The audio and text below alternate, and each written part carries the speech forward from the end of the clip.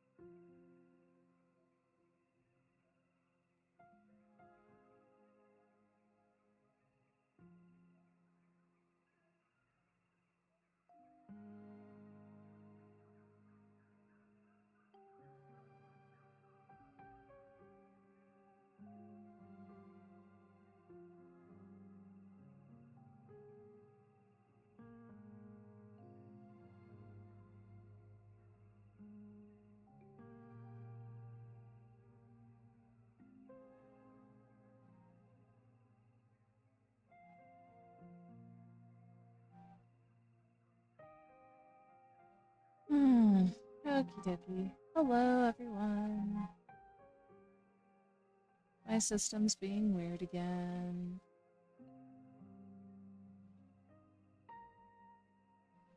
Which is always so much fun, right? Yeah!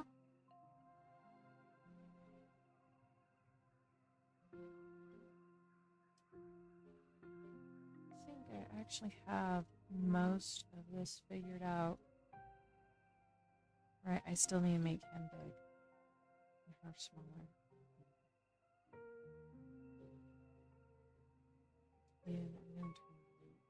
Oh shit. Frick, I forgot her hand. I forgot her hand! Ah.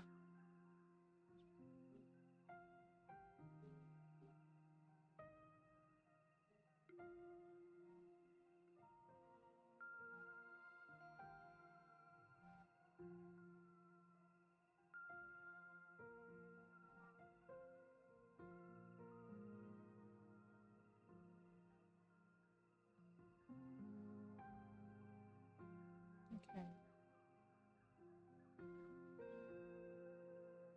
I wonder if it's... Okie dokie, smoky. Let's go and do that. Let's see if that works. Ah, that's the wrong button.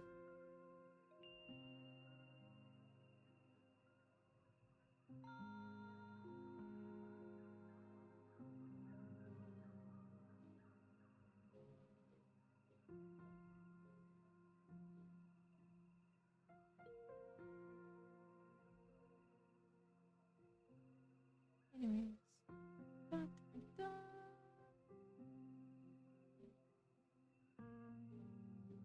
Right, I need to do her hand now that I've got this going on. Excuse me.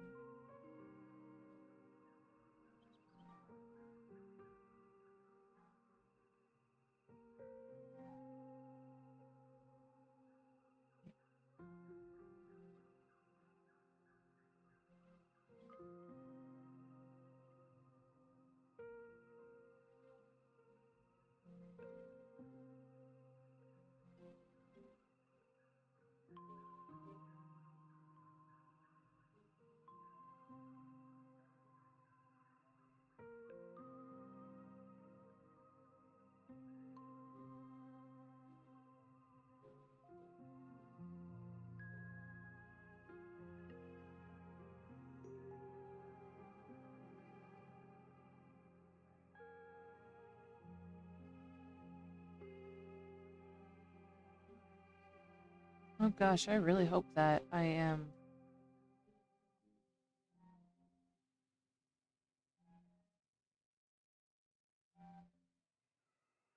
I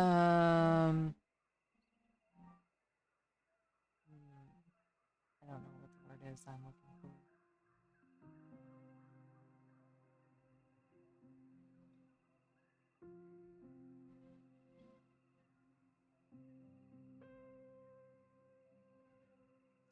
It's a Lazardi! Woohoo! Welcome, welcome. How are you?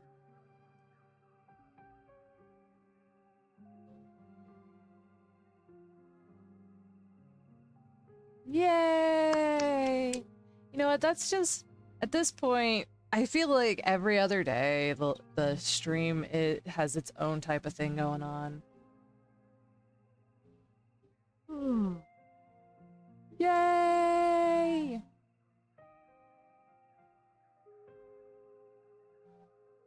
And I do have the Discord pulled all up, so feel free to go and message me and everything. Oh yeah, speaking of message. Okay, no. Alright.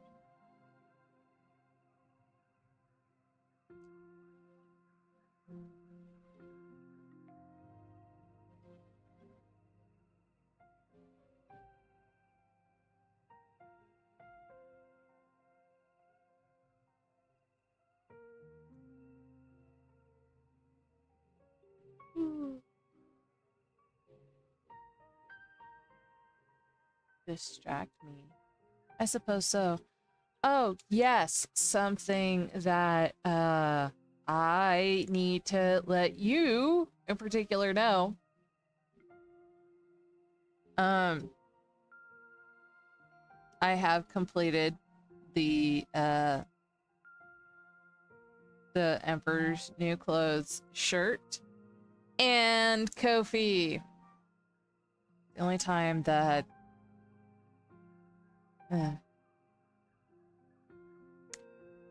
the internet does not disappoint as far as images go. I am a tiny bit disappointed, but oh my god. I wonder how many of the images I saw as references were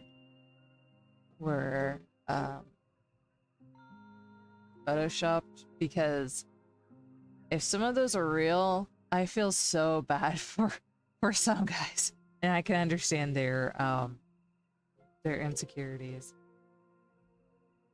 But you know what? Not everything is about what is below the belt, guys. It's really not. One of them didn't make any sense anatomically. I don't understand how it works. I don't understand. I have no interest in that kind of stuff, but oh my gosh. Oh my gosh. I don't understand how that happened. There's one in particular that was just like, please let me know if this is photoshopped. Like, oh my gosh. I'm not discounting it. If it's real, and just like, oh wow. The confidence that you have makes me interested. Everything else? Not really. It's the confidence, bro.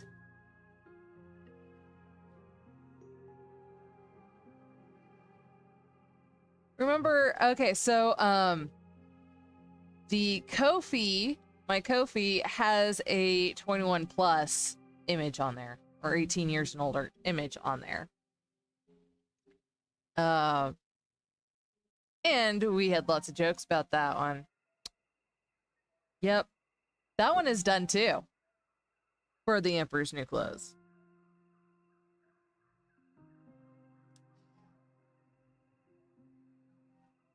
Like, I've seen a lot of different images.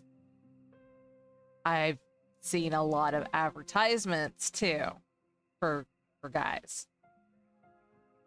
But I specifically wrote into the search engine tiny.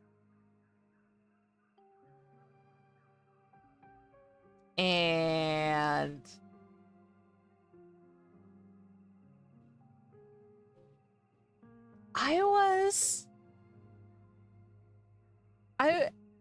the definition of tiny apparently spans very much, because some of those things were not tiny.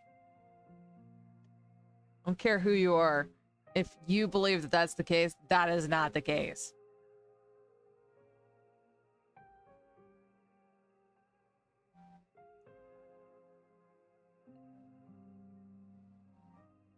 And here's a PSA. Guys. The internet is so useful these days that literally, if women want to see it, they will go and look online. Don't send them one. Don't send them one. Unless they specifically ask for yours. Don't send them one. There are plenty online.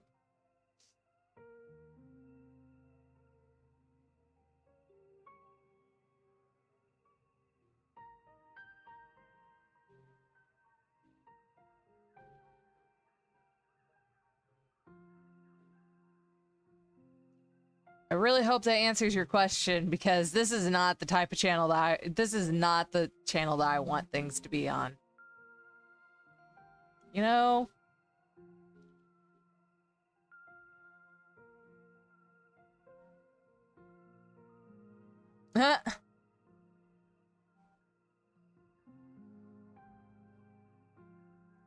Yeah, I haven't subscribed to anyone yet on there. Though if I do, it will probably end up being Duchess Celeste for my first one. Because honestly, I'm pretty much like trying to emulate her kind of stuff. But she's a lot more professional, which is a little like... Okay, so I really like Duchess Celeste.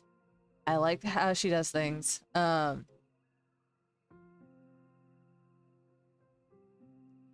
mean, I bet she makes a shit ton of money. Because, you know damn well that that people are paying for that stuff.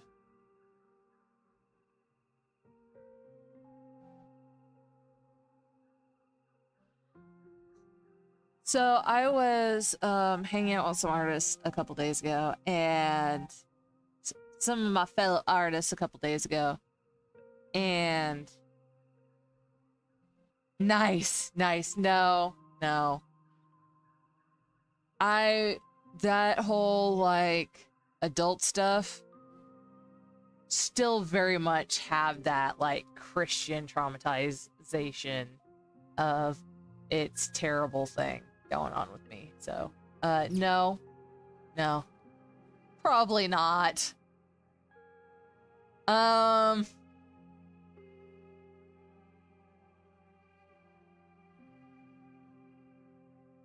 that's different. I'm not saying that those things are... I'm not saying that it's bad. I'm not saying that it's bad. What I'm saying is that I have not had a comfortable experience with dealing with real people on that kind of things, due to that kind of absolute fuck ton bungling in both public and private schools, because it is the Bible Belt, and because it was very much taught by people who were extremely uncomfortable and have continued to make it uncomfortable. So it is a uncomfortable situation all around. I wouldn't necessarily, for me, I wouldn't necessarily say triggering.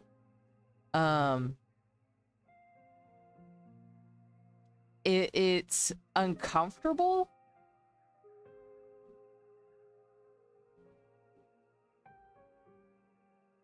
And that's about as far as I'll go with that. I know that sounds so dumb.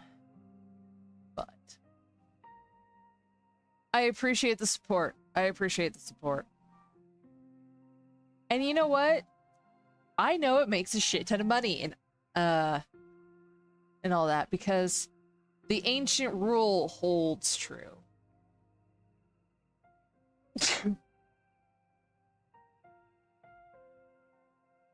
Oh, dude, people who use traditional media can make so much more money on doing anything.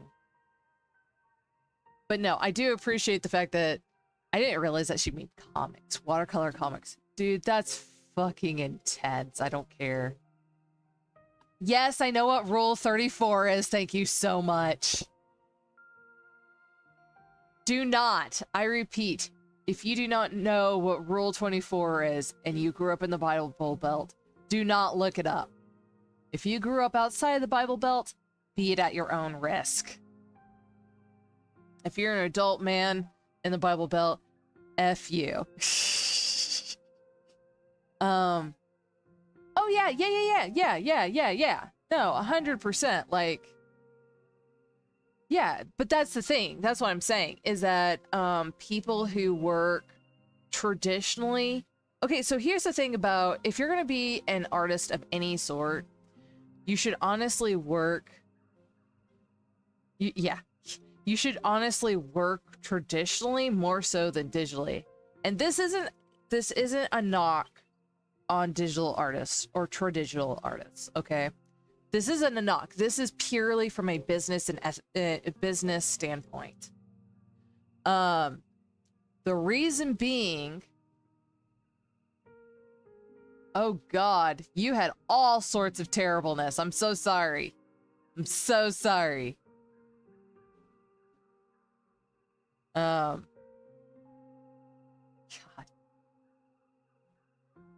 Being Catholic and being taught sex ed just does not mix. Baptist isn't much better.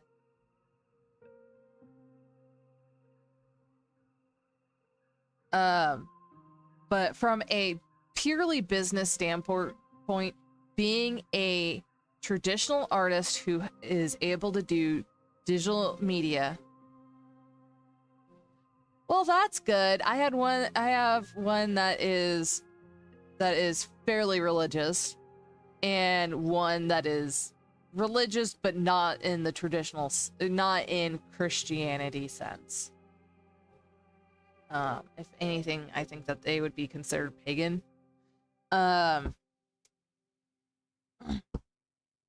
So yes, I fall more into that. All right. Yes, I'm going to admit it. I fall more into that pagan sense. Because here's the thing, folks, is yeah.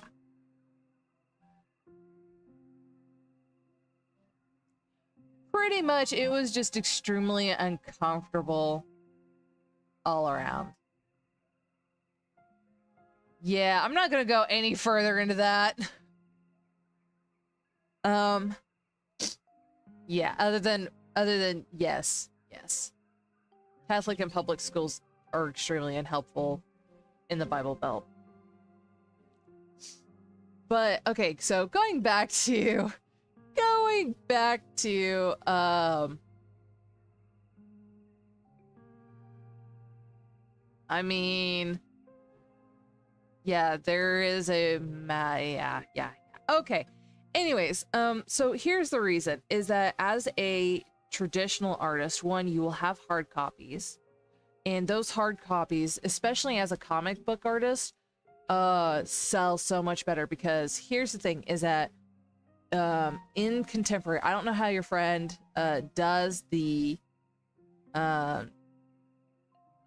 yeah, that is good. When your parents don't pressure you into church, that is amazing, and your life is so much better when it goes that way.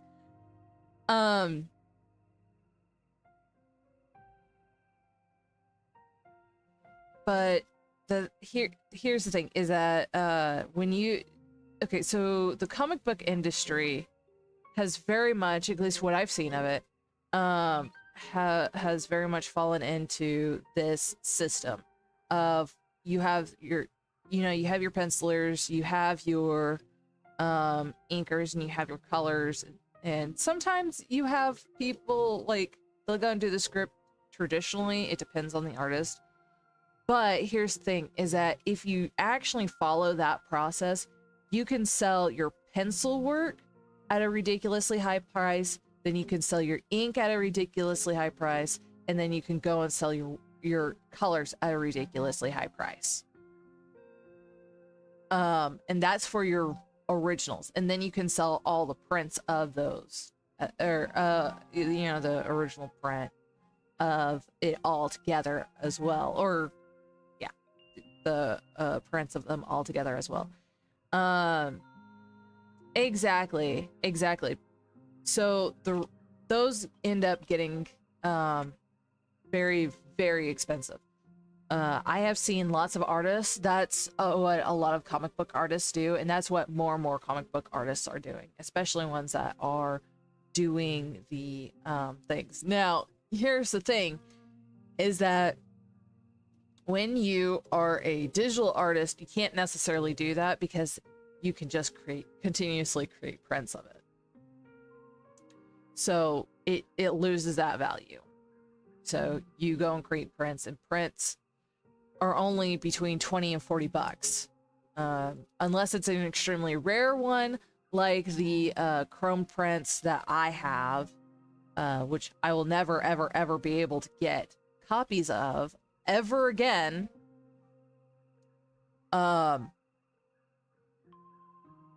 Unless they're extremely rare prints and one-of-kind prints, you can't really sell them for more than a couple of bucks. These are limited runs, so they are that. Now, you can create limited run prints, but you can still create prints. Now, I have seen digital artists come up with a solution for that. One artist, what they did is that they created a singular, I don't know if it was a color change or if it was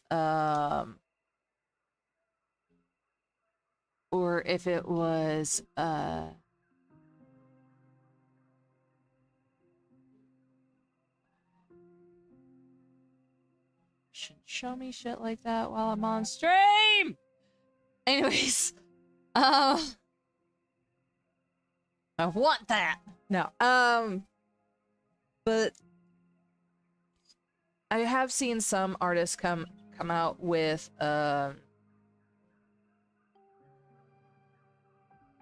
is that they'll go and make a very specific change, and then they will delete the file that has that change, and they will never go and redo that particular change again for those digital files. And that is that print right there. I have seen that done. It can work, but I don't think that it can in that sense. Or I don't think it can. It doesn't create that same type of feel as it does with the traditional works. Now, Scott Fisher, what he does, and I like that, is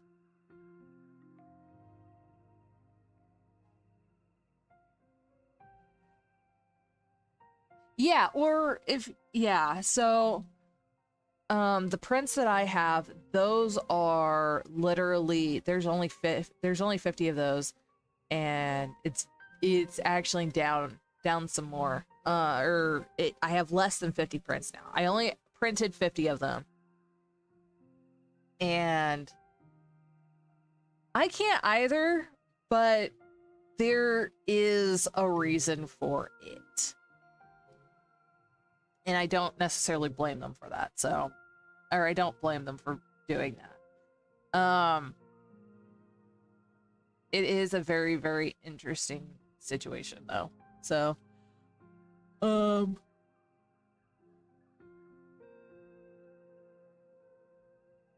I have deleted some files. Oh my god, my eyes are bothering me. Holy Snickers.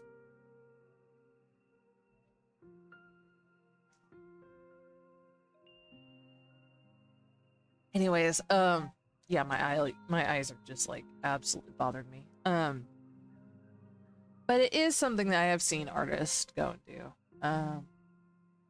Right, right. And that's the other thing is that, hey, you know, making it on canvas or making like special edition prints.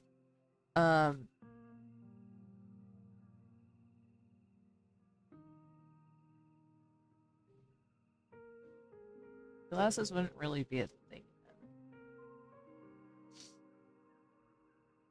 Okay.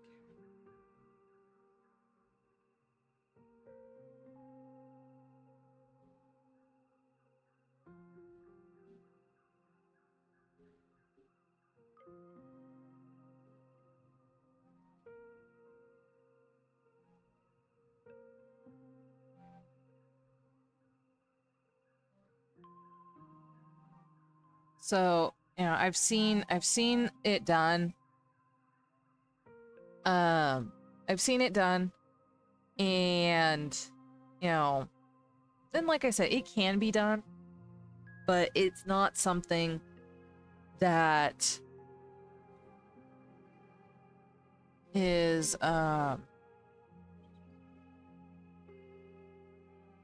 it's not something that I can fully like be like, yeah, man.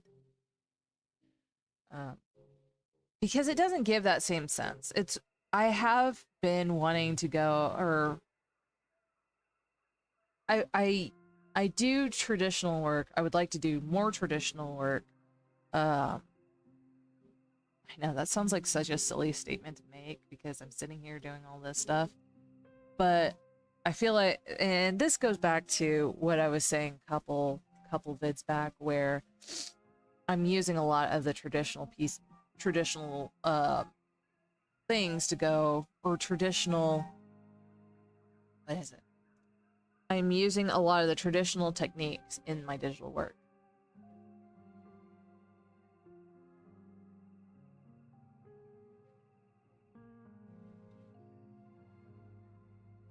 Oh, wow. Yeah.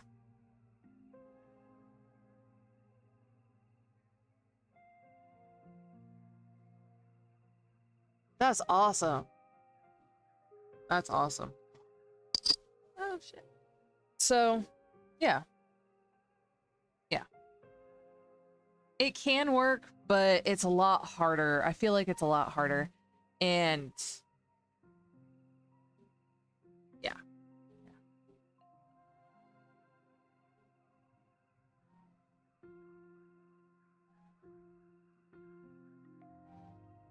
But no, that's super cool that you're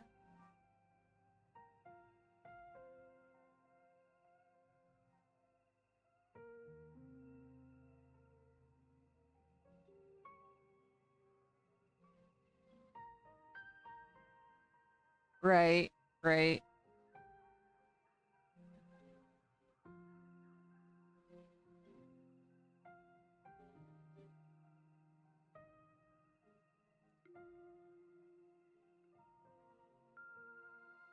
I always have trouble with doing heads like this. I don't know why.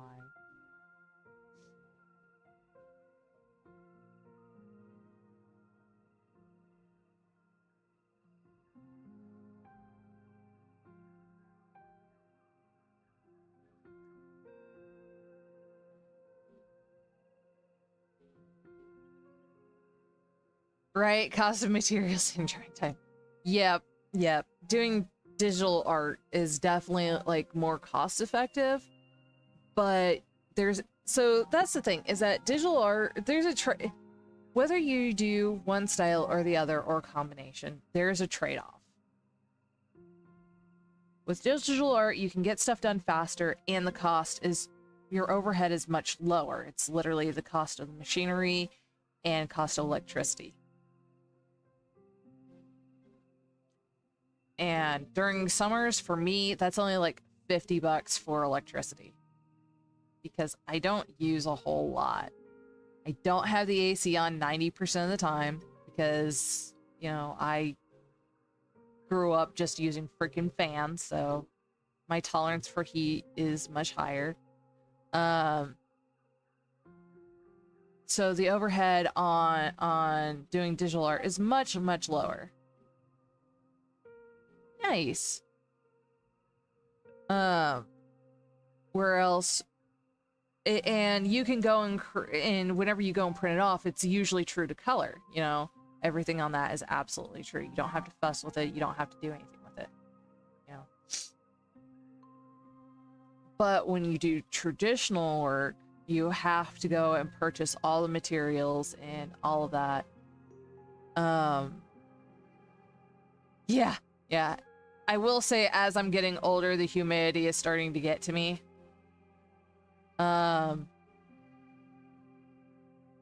So that's the thing. You know what? That might be my problem. Oops. Oh shit, this is the wrong one.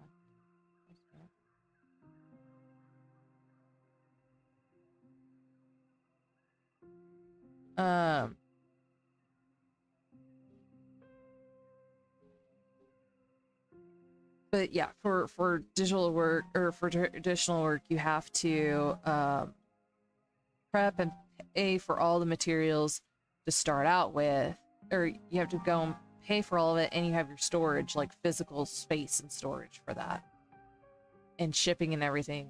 So, you know, your base price for those is much higher.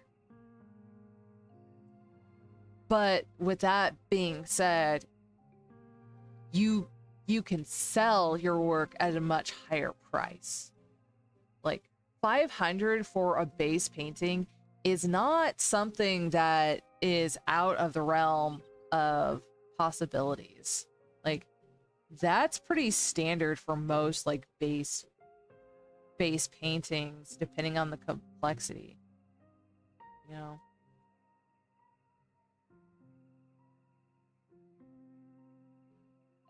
I'm just not getting this. Okay, I'm gonna drop you down. Alright, so we're done with you. Alright, let's go and do the paper base thing. So then, there's that. So there's that. There's the eyeballs. Because, yep. Right, there is that. That means that nose is about here. And mouth is about here. Okay. So it's just one of those, it's just like one of those things. Because the overhead and the overall cost for digital media is... Oh yeah, like there's nothing wrong with it. But the thing with... So here's what it comes down to. With traditional media, it's a lot easier to go and be like, okay, here's the physical piece. This actually shows like the time and the effort that's put in here. Whereas digital, it's more like I have to keep track of my hours and how many years I've done this in order to justify my price to somebody else. Like that's the thing with digital media. Because there's that if you're doing like full-time freelance and things like that. Which, oh my gosh. Okay. Wait. Okay, so this is... Alright, yeah, this is the face right here. That's the bottom of the chin right there. This needs to go down here. And so, yeah, it's just one of those things. I'm not saying digital media is bad. It's not bad by any means. It's just a lot harder to go and it's a lot harder to go and justify it to people who don't understand how it works. It's more like you're becoming it's more like you're becoming a office worker versus an artist in some ways. I know that sounds really, really bad, but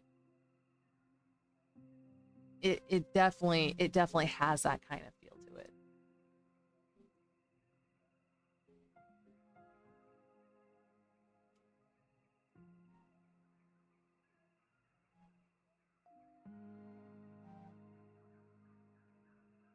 I'm sorry if that ruins your thoughts on being a digital artist, but let's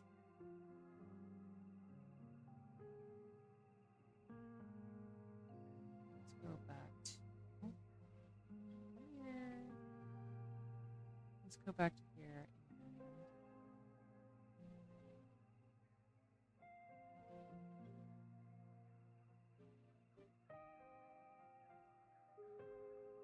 Doesn't seem.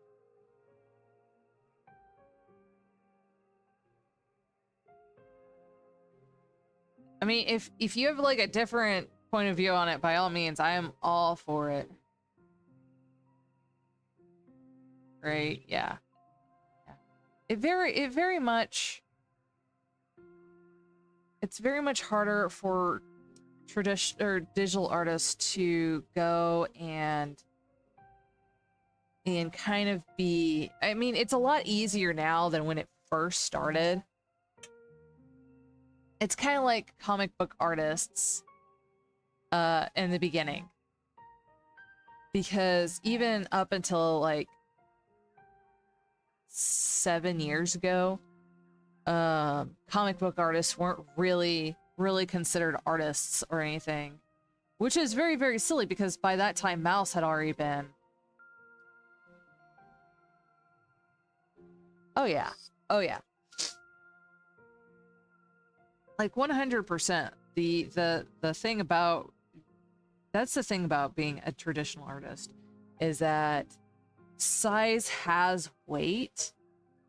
And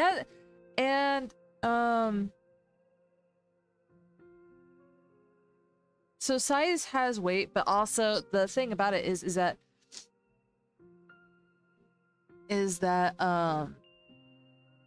that's something that the conceptual artists have been playing around for literal decades now, or even centuries. There's a female conceptual artist who, oh my god, was absolutely nutsoid in their work, and she was a expressionist concept artist. I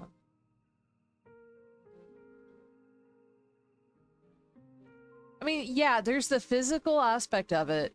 There's so the physicality of the work also has an impliedness of this is something that will last for a long time, you know. And what? Let's go with tiny nose. I did this on the wrong layer. Oh well.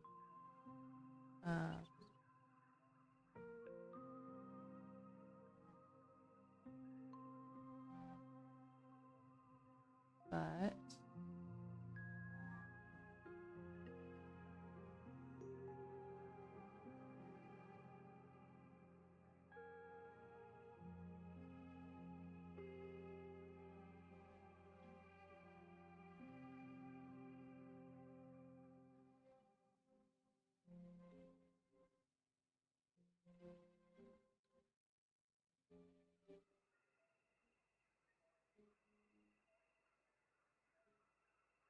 Right, and that's one of those things. Is that that's definitely one of the things. That's one of the advantages of traditional medias, is that you have that physical touch, even though you have the physical touch, even if you don't actually get to touch the painting in and of itself.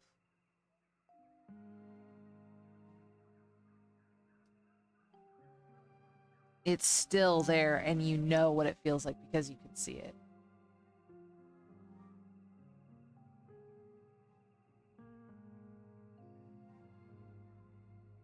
I mean, you know, it is what it is. I'm not gonna bash it.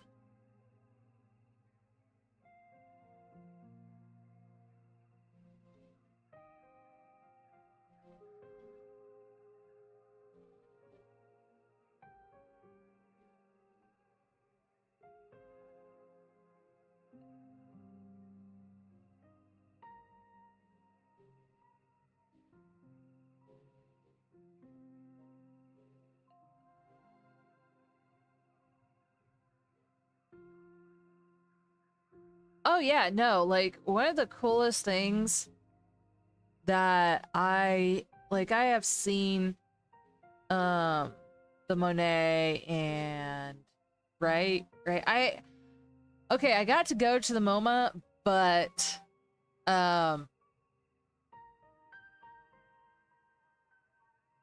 got to go to the MoMA, but I definitely did not get to go and actually into the MoMA. It was their free night or discounted night when I went, and everyone was there. Everyone was there. Oh my goodness, that's impressive. That's impressive. Like, usually you cannot get enough room in those places. I have seen the Van Gogh paintings in person. That here's the thing, is that you see them in photos, and there's a scientific study on this. You can go and see stuff in photos, but the thing is that you don't actually know what it's like until you go and see it. Like, you see photos, but photos do not give the same experience as being in the physical room with the painting. And there's a lot of truth to that. Like, there is a shit ton of truth to that. Because, like, the Van Gogh paintings, they're small. Like, they're like 8.5 by 11. They're a little bit bigger than that. They're not all that size. You do get to see their kind of, if you watch Doctor Who, you do get to go and see the size of them. And that's, yeah, you don't actually get to understand like how small these paintings are.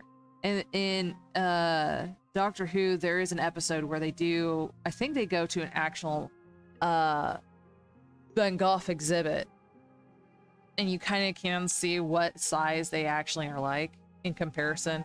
Now, mind you, in this episode, freaking Matt Smith is a GD giant. He's freaking tall. He is, I think he's the tallest Doctor. I think he was, I gotta look this up now. I think he was the tallest Doctor. Dude, okay.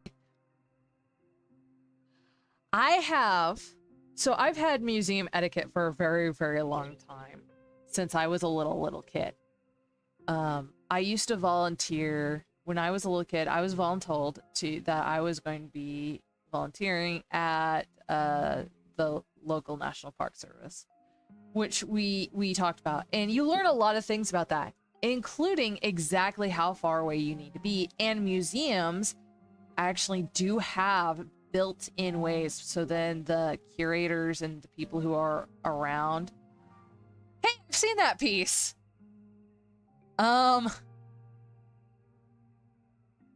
Is that part of a part of a traveling show? Because that one looks ridiculously familiar. Well, okay, so there's sometimes rope in front, but also if you look at many museums floors, okay, give me 1 second.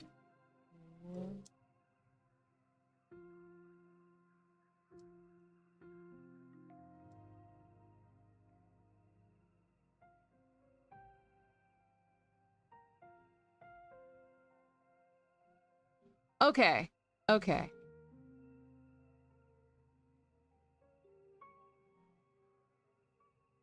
Holy frick.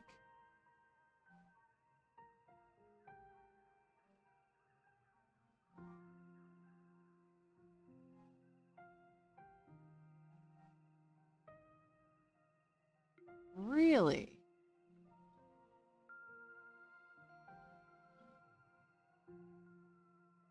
Really? That's interesting. Okay. Sorry. No, it doesn't, from your photo, it doesn't look like it. Oh yeah, no, definitely not. Maybe I have been to the MoMA before and just didn't know it. I've been to so many art museums, I don't even know which ones I've been to. Yeah. I've seen several of Pollock's work, but I have no idea which ones I have and have not seen. It's the curse of the Pollock. Yeah, I see. So, one of the things about art museums is that some of the art museums, you want to know a huge one? There was one done by Georgia O'Keeffe that spans an entire staircase sideways. And the staircase at this art museum is like a grand staircase. And this painting literally spans from one side of the staircase to the other side.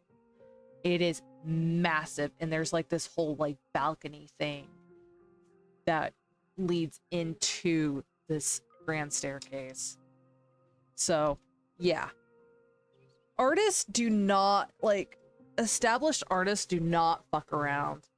I think that one is at one of the Smithsonian's or at the National Art Museum. Anyways, it's massive. I was shocked at the size of the piece. And it's like this giant red line or something. It was just ridiculous. Or maybe I'm thinking of a different piece. Georgia O'Keeffe did massive paintings. Anyways. Fucking A! You nuts. So, sorry, tangent. But the thing about, where was I going with this? Oh, right, art museums. So if you look at the space between, or if you look at the spot where the wall meets the floor, a lot of art museums will actually have this like foot of different colored flooring between you and the painting, right? And I don't know if I still have the skill, but it will take a little while. I had developed the skill where I could, like, you're not supposed to be up close and personal with a painting, but I had developed the skill where I could be so far back away from the painting and then go and lean to very, very close to the piece. I had so many museum curators watching me like a freaking hawk. I honestly thought it was like one of the funniest things that I did. Right. It's a visual clue for that. Yeah, 100%. And not a lot of people realize that. there was a well, I wanted, so this one particular piece I remember that happening with is I was sitting there trying to figure out how I was looking at the brush strokes for this piece, and I was trying to figure out how it was put together as far as that went. And I was doing an intense study on that, and I wanted to see how close that was. Curator was just like, okay, maybe not curator isn't the correct term. I can't think of what they are called. But it was amazing and I loved it. I mean, it's freaking Jackson Pollock. Yeah, that would make sense. And Frida, not Frida, good freaking God. Talk about being incredibly disrespectful. Can definitely see the influence of Frida in your work as well. Good freaking God.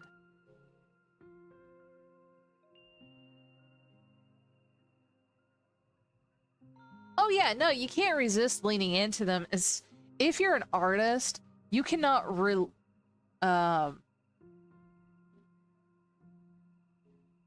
stop it.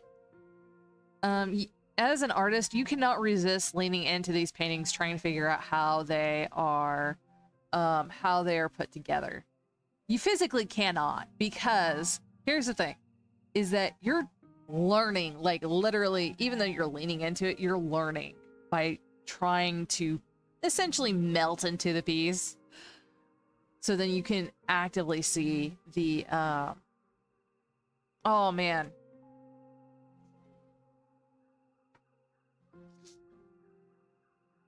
Dude, I went to, I haven't been to her house, but I went to, Georgia O'Keeffe's art museum. And holy shit. Holy shit.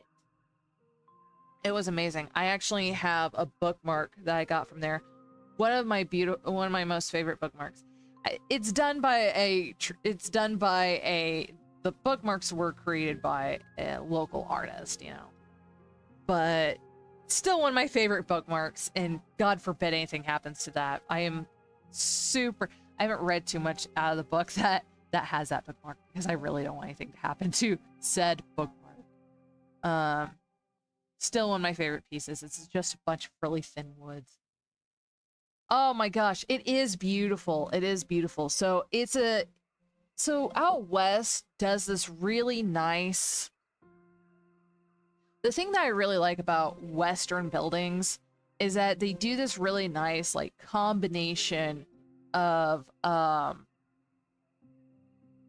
melding in the traditional building with the contemporary buildings. I haven't really seen too much of that out east. The one I did see that did it kind of well is the Gardner Museum in Boston, Art Museum in Boston. Absolutely gorgeous thing. So many, that place is nothing but a house of art, like floor to ceiling art.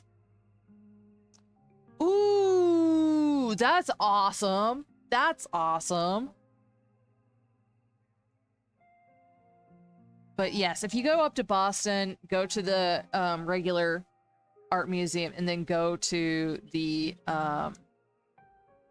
other one, it is amazing. It is amazing. There you go. Dude, freaking, I don't blame them. Like, that is one of the most beautiful things out there. Like, absolutely a gorgeous thing.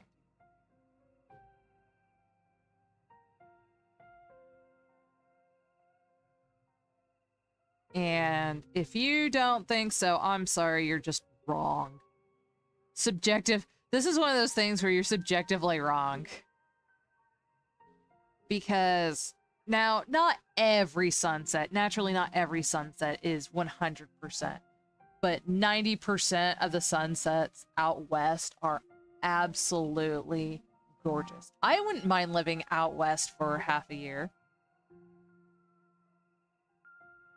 Absolutely would not mind it. Like, that is absolutely a fantastic thing.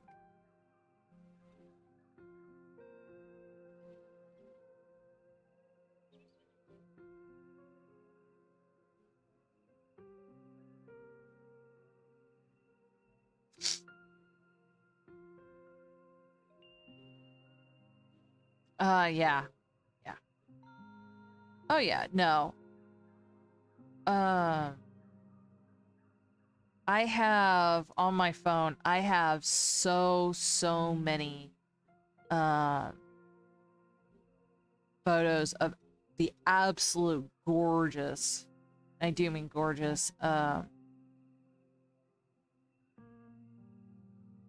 sunrises and sunsets that we have here. Like, they can happen anywhere. Like, 100% they can happen anywhere. But the thing about out west is, what? Oh, like my hair. Okay. I was like, what? Because my neurodivergent ass did. So yesterday, I'm gonna full on admit this. Yesterday, after I got off, I played Fallout for a couple of hours. I played Fallout for a couple of hours. I couldn't handle it. I was just like, okay, I need to decompress. I've been absolutely off of the thing. Right now, I'm like level. I know that this is like a 180-degree turn from. I know this is like a 180 turn on this stuff. I don't even know why I'm changing the subject, but I am. I don't know. I don't know. I kind of apologize a little bit. You know what? Fuck it. Just gonna go and roll with it. But I went back to playing Fallout 4 yesterday for the first time in literal months. Months.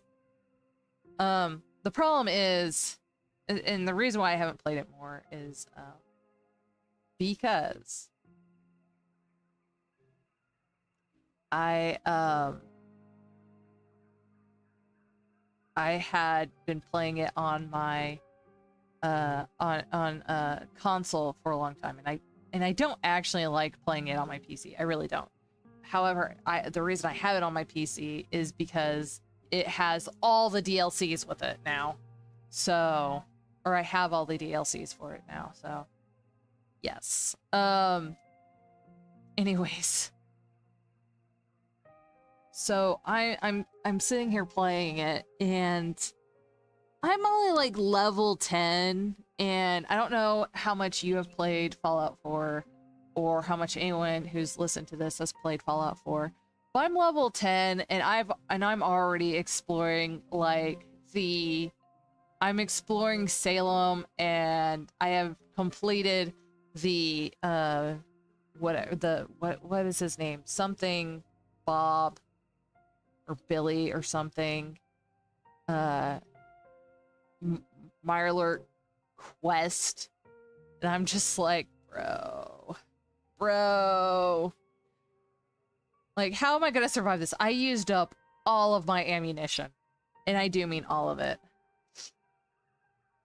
I was at, what was it, Sunny something or other, retirement home, and I had a bunch of synths coming after me, and I'm just like, dude, I can't do this. So I went and started exploring everything else, and I was just like, do. Oh, Mirelurks, that shouldn't be too bad. Oh my god. Oh my god. I'm insane. I forgot how difficult it is in the beginning of the game. Like, not even joking. The beginning of the game is actually pretty difficult. Okie dokie.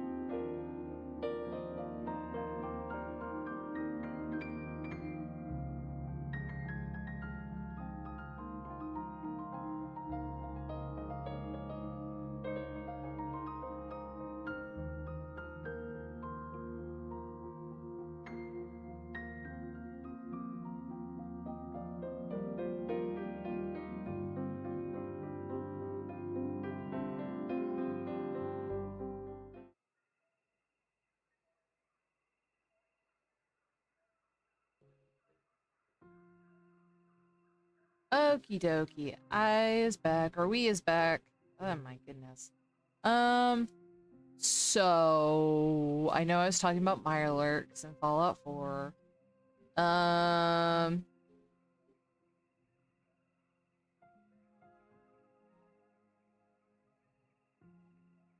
But golly gee, do I not remember much beyond that.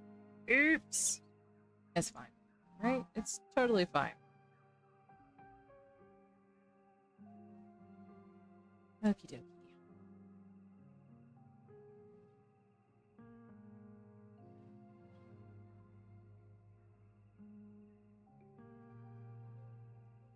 Goodness.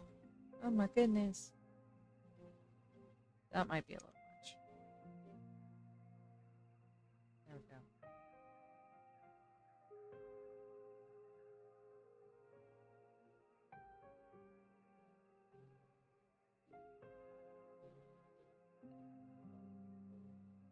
Anyways, so yeah, no, I was playing Fallout.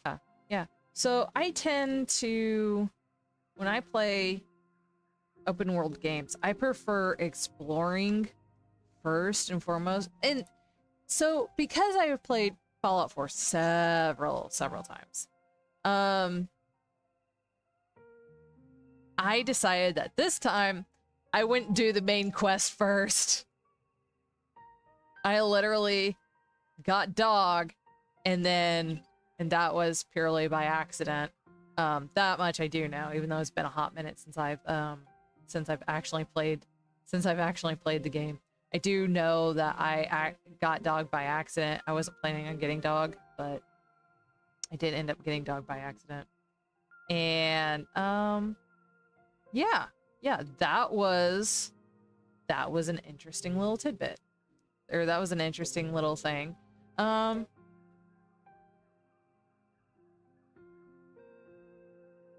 is dog. But no, it was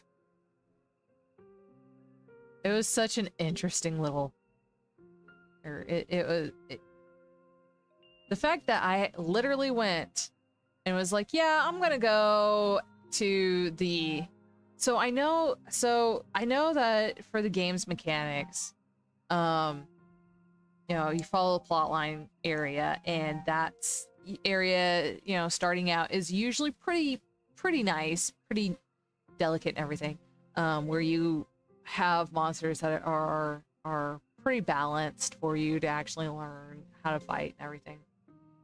But no, me, I'm just like, I'm going to find all these little like things that are currently grayed out on my HUD, and I'm gonna go and explore them. And hopefully not die. I've ran out of ammunition. I've got to go and find more ammunition because of this. I'm literally running off of what is the cheapest ammo in Fallout? Like 380. Just sitting there like, bro, come on, man. It's a little puny pew pew. I don't know. It's a fun little game to go, or it's a fun game to go and just spend some time relaxing. And I will definitely say that it does what it's supposed to do, which is relax the body. And I'm not gonna lie, I'm probably going to, after this, I'm probably gonna go and spend another couple of hours working on it, because I came back, or play it for another couple of hours, and then I came back and I got like a whole bunch of stuff done and managed to feel a lot better about things. And yeah, turns out when you actually take a break, it really works. I do take breaks, but not all the breaks are equal. Maybe that's something that we should go and state about. Not all breaks are equal.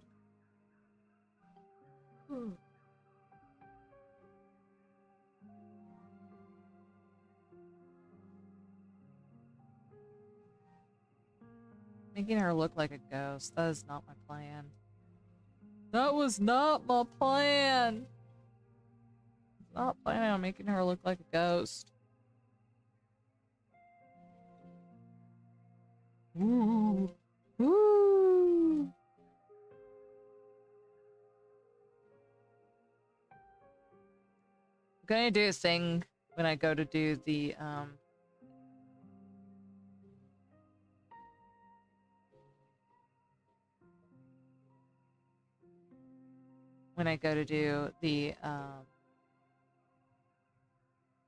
her shadow.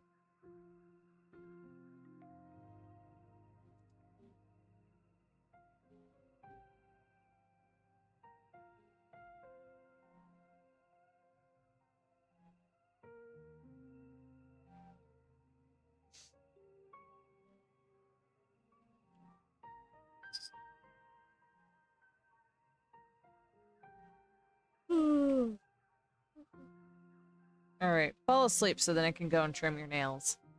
When he falls asleep, I'm definitely gonna go and trim his nails because, yes.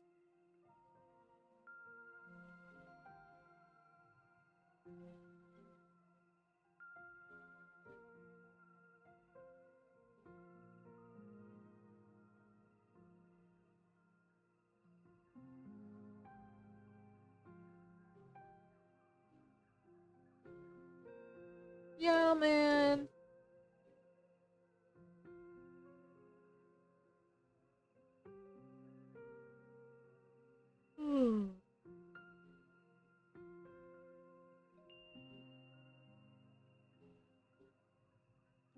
I still didn't make him any bigger, did I? Son of a...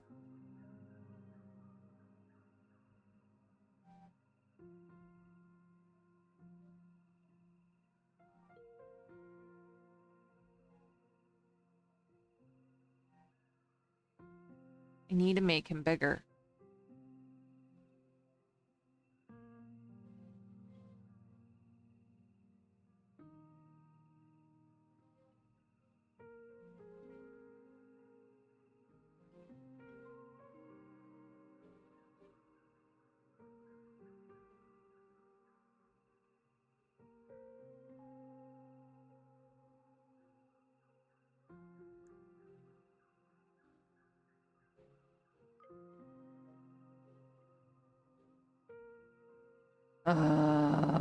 What do I do? What do I do? What do I do?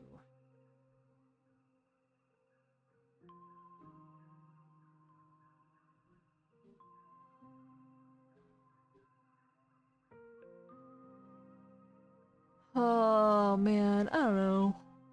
I don't know what I'm gonna do. Oh, excuse me. I actually went to bed early last night. I did all of the things. I was a super good human yesterday. Do not ask me how that happened, but it did. I was a super good human yesterday. Maybe it's because I actually took the break. I don't know.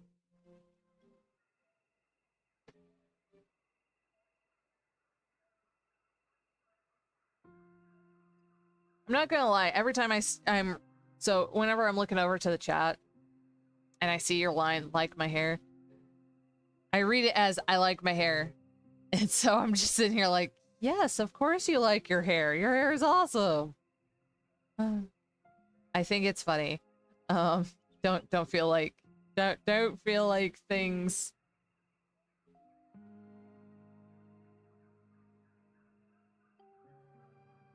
Oh man. I think my brain is fried. I don't know.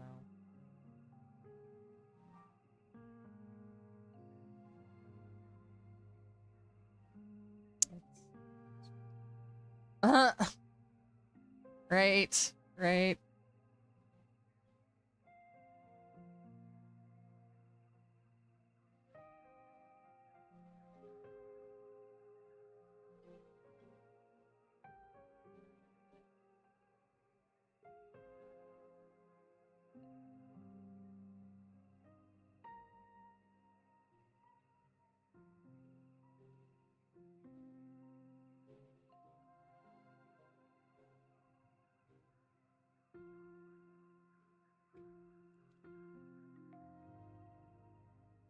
Alright, let's go ahead and do this. I'm gonna... Arr! Arr! Arr! Arr! Okay.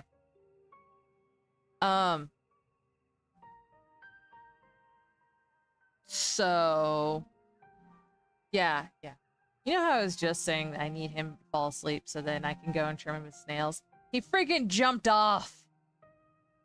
Right now, my Kit Kats, both my Kit Kats, have hypodermic needles for claws. And I'm not kidding. Not at all kidding. You know how big cats, you can see their claws even through their fur? Like whenever it's retracted and everything? Yeah, that's currently their situation. It's not because I don't want to. It's because I forget until I'm sitting here. And I have my little nail trimmers right here, ready to go. They're just like, nope. Nope. Ah.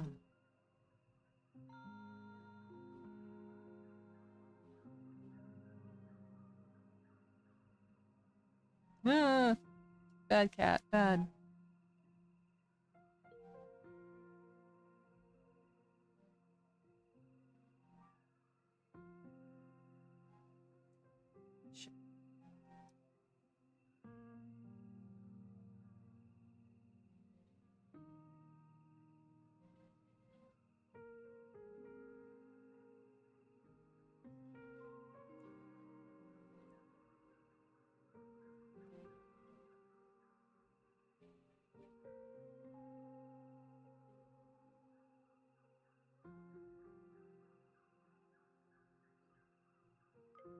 I'm having thoughts.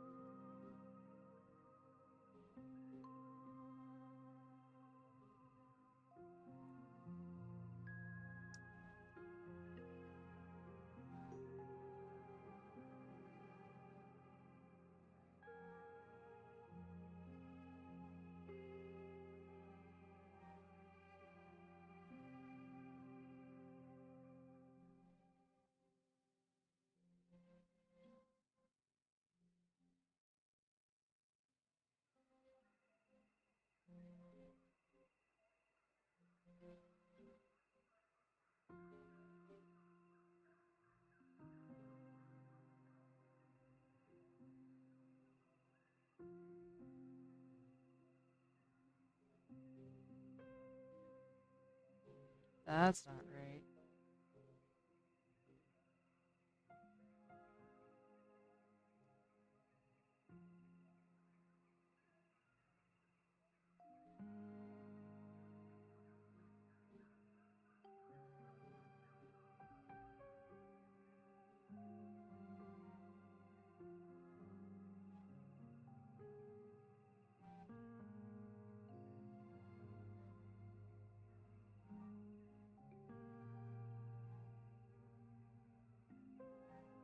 You know, my Kit Kats were doing so good this morning, both of them hopped up onto my lap and started cleaning me.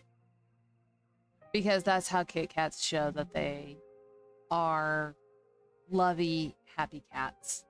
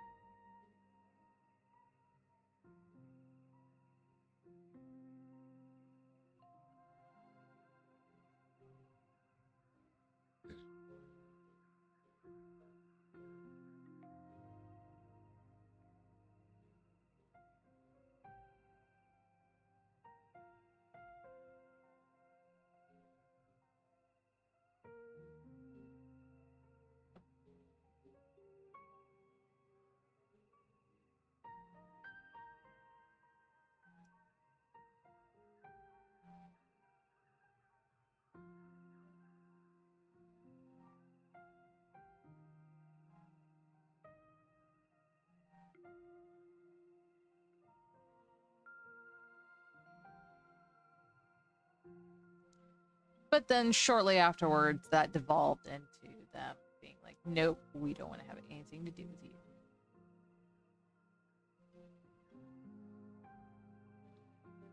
I don't know what's going on right now, like brain-wise, with me.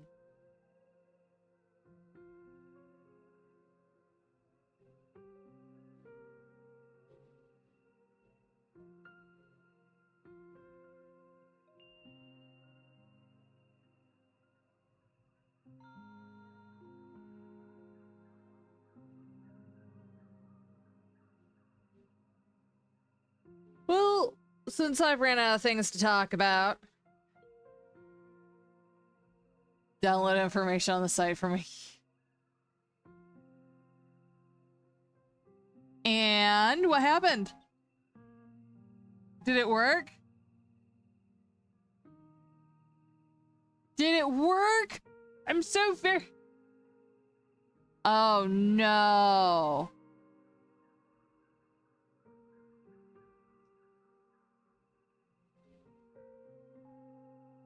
You know, I wonder if it sends an alert to Insta about that, or to Meta about that. Be like, yep, this person downloaded this. You've got... So it's a freaking catch-22. Nice.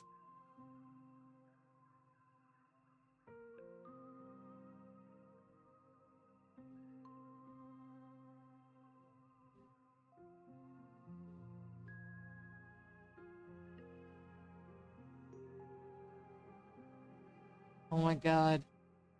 I believe in you! I believe in you! It'll work!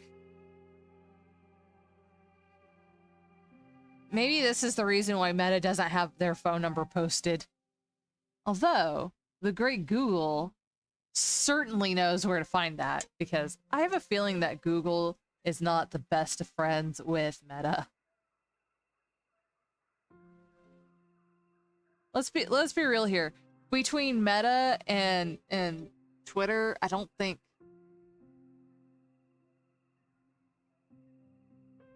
Nice.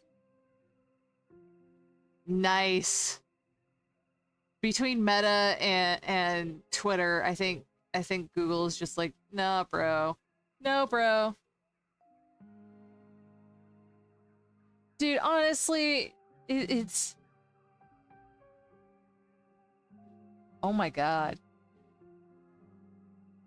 I mean, you know, that's kind of what they're there for, is to be like, look, this is a thing that should not be happening.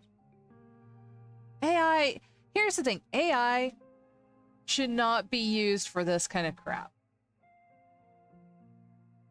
Exactly. Exactly. This is not what AI should be used for.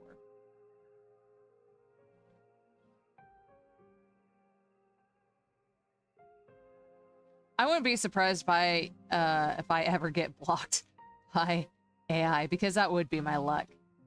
But I will say this.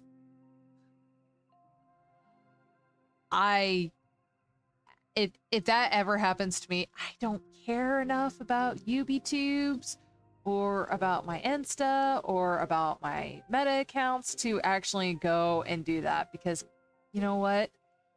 They're full of AI bots that are just trying to get your stuff. Like, that's the thing. That's what is going on. And I'm not established on any of them enough to actually be like, look, I care. Like, if it were to go into some of my other stuff, I would absolutely lose my shit.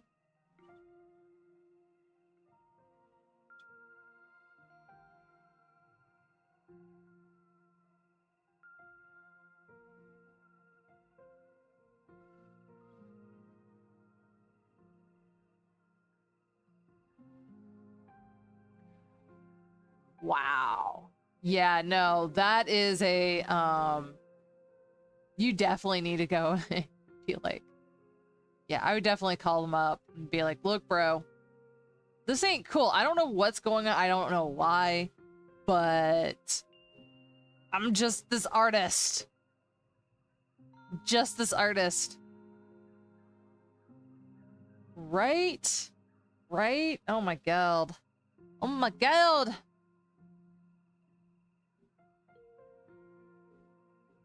Ah, too thick! Too thick! Oh, I kind of like that. But, oh my god. Yeah, see, that's the thing, is I'm not on that sucks so much. If anything were to happen to my Discord account, I would absolutely lose my shit.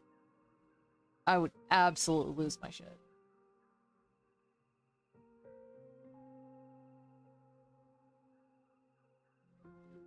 Like, that is such BS, man. That is such BS.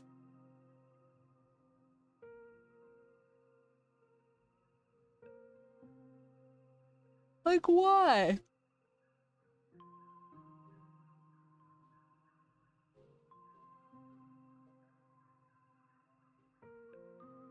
You're an art account. You're not spreading, you know, things. I don't even know. And them not telling you why you got banned, I think that that's probably the biggest BS. That's the one thing that I dislike about anything. When you're rejected for jobs or rejected for this, that, or the other, or booted out of systems, they don't tell you why. They don't tell you why. And that's BS. They need to give a reason. Like, the thing that, like, having a reason can be fixed, you know? And if you give a reason, I understand why they don't, but it does more harm than good. But you can't log into the account, so how are you supposed to do it?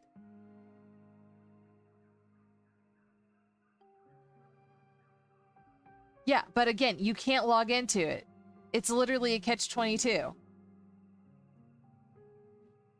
How can you log into an account, but you can't log into the account? It's a freaking catch-22. I'm surprised that the bots are actually allow that, because that's like that is an AI or a logic fallacy. Computers don't like logic fallacies. So how is that even happening?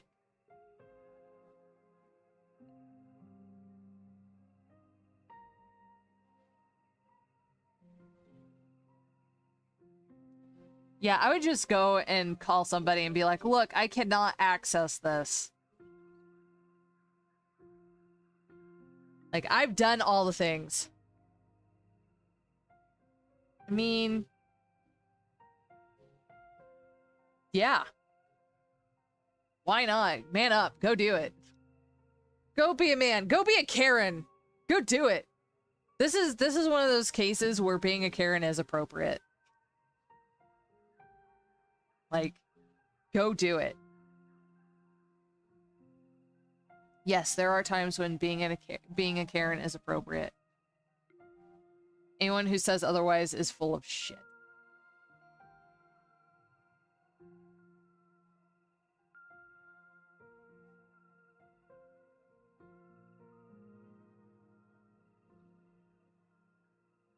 I'm not saying all the time, don't go and be... Like, being a Karen for petty shit is just dumb. But being a Karen when something is flat out wrong, like so, that is a major thing. Like, that is something that absolutely needs to be fixed. That's right, Google. Don't be jerks. Don't do a whole catch-22 thing. If anything happens to my Google accounts, I will probably absolutely lose my GD mind. Like, I would lose my GD mind. That is not an invitation. Please don't. I don't want to deal with it. I have enough problems in my life that are already tied to computers and AI and all that kind of stuff that I don't need anything else.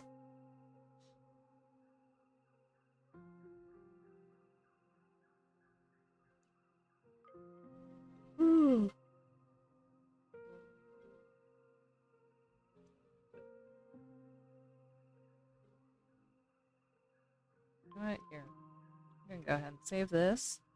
I'm gonna start looking at my thing. I know that sounded like a really weird statement, but it's not meant to be. Nope. Yes, that one.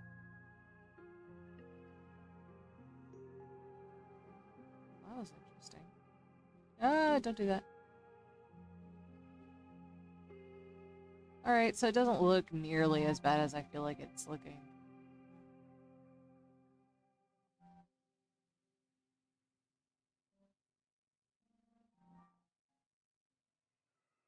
Okay.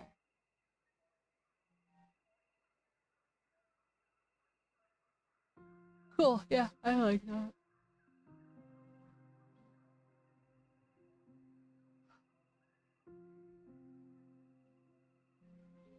And, you know, I feel like that's a problem with a lot of these companies today is a lot of these bigger companies is that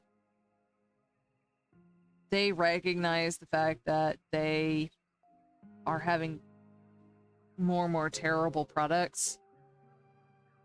Bethesda. And they're just like, okay, we're not gonna actually have a call center or a help desk. We're just gonna have a thing. Or we're just gonna have AI bots to go and do all of the customer service. The thing is that people don't want AI bots.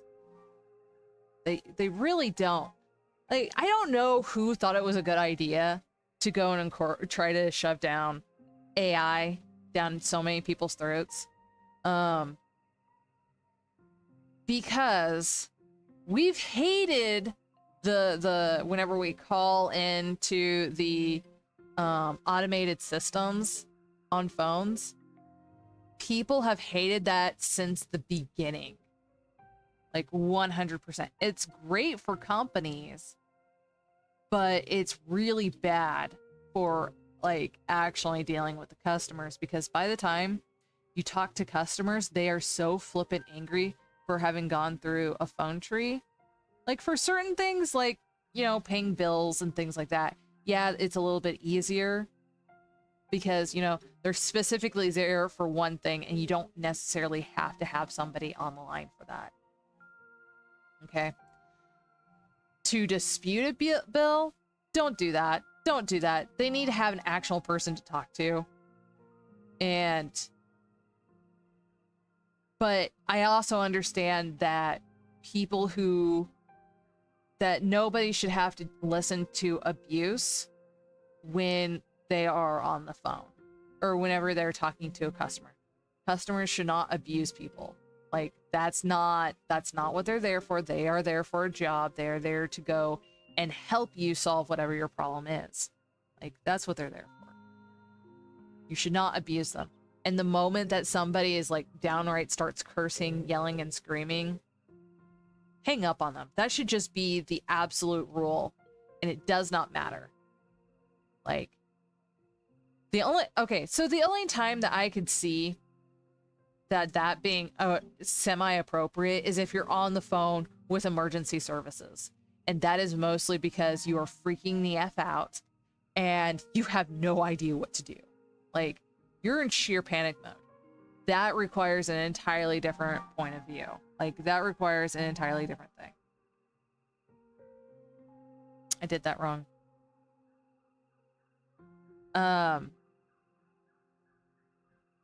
So that is...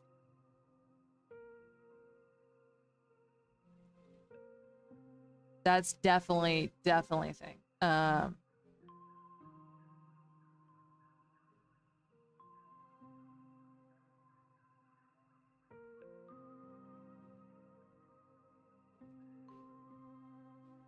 But that one actually has a reason for it, for the most part.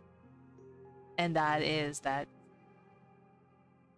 people's lives are literally on the line 9 times out of 10. I feel like, you know. I also understand that there are people who call emergency services because they're lonely. But again, that's not a reason to go and curse at somebody. Not that I know that they do. I don't know how those interactions go. I honestly don't. Um,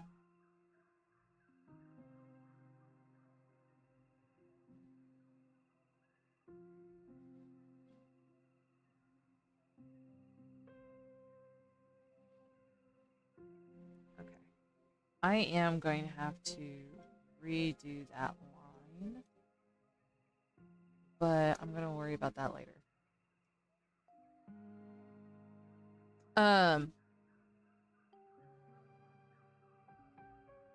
But like emergency services, yeah, I can you still shouldn't do it, but I can understand why they would do it.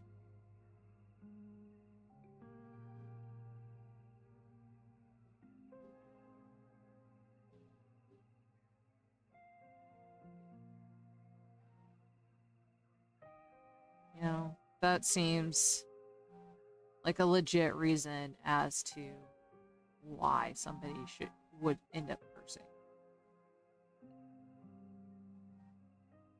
Again, not saying that you should, don't recommend it ever.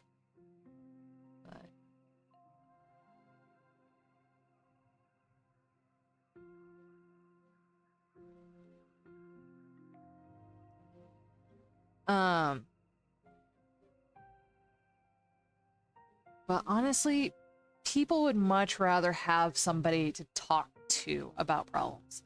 I prefer talking to somebody. I try to get through the phone tree as fast as I can, so then I actually do have somebody to go and talk to.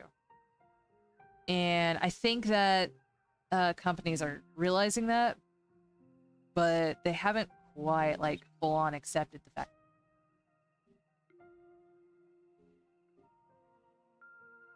Are you guys alive?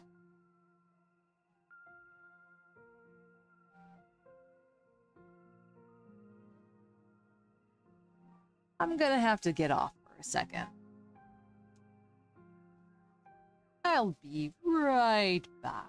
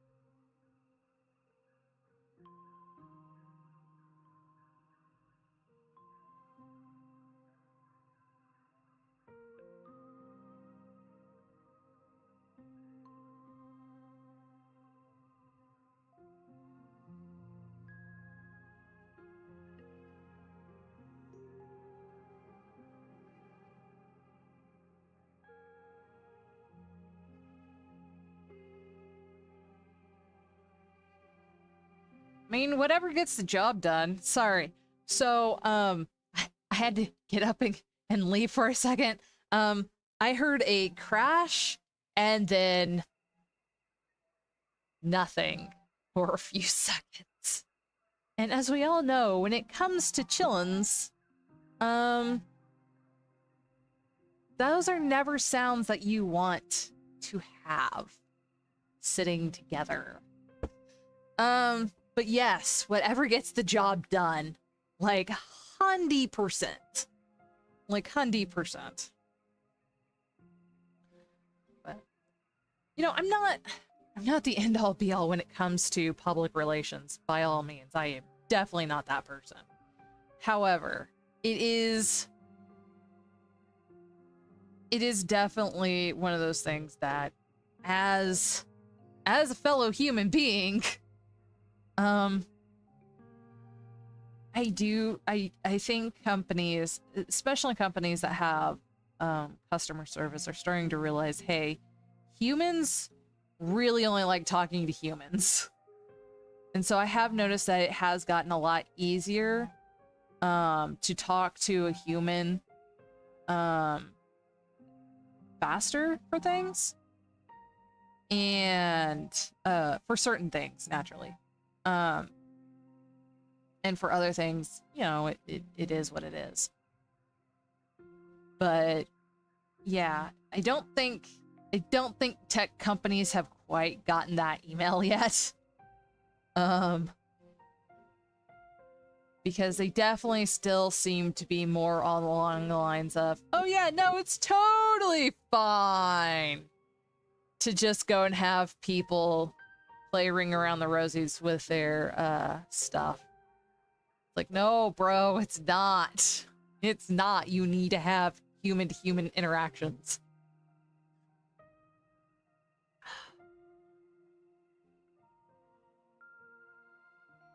Actually, the best tech companies are the ones that have human-human interactions. So, back in the day when computers were getting started and everything, I have a family story here. When computers were getting started, you know what? She can be a giant grandma. You know, it's fine. I don't need to make him bigger. Why do I need to make him bigger? I don't. Anyways, back in the day when tech companies were you know, getting started and computers were just becoming a thing, my grandfather, he was, I don't know if it was for a company or if it was his own personal computer, but he was working on something and he had to call up Windows. And he was talking with someone, and he had a great the person helped him out a lot and gave him lots of really good advice and told him how to fix his problems. And he's like, oh, you're really good at this. And the voice on the other end of the line is like, yeah, they don't let me go and talk to people much anymore. Turns out it was freaking Bill Gates. So ever since then, my family has been a major Windows fan. Because he actually, like, helped, and he did come up with some workarounds that were not official. I don't know anything about it. I really don't. Aside from this one conversation. Because by the time I was told this, my grandfather had passed away, so I couldn't ask him anything about it. And, God forbid I go and ask my grandmother about it. She has now also passed away. Actually, I think both of them had passed away by the time I heard this story. So, you know, it's like third-hand information. Take it with a grain of salt. But he did say that his name was Bill, and that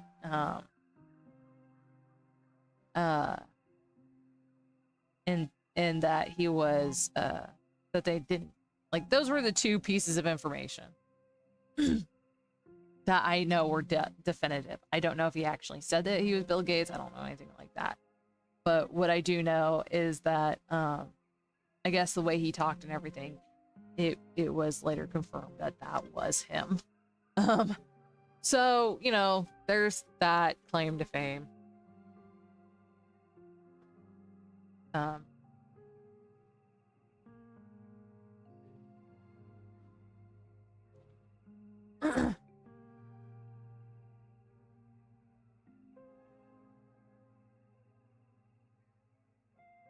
But it's a cute little story.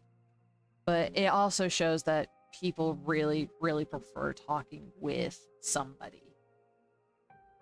And it's not because it's not because they want to to go and yell at somebody. It's because they want to know that they're being heard, and you can't be heard in a void. And that is something that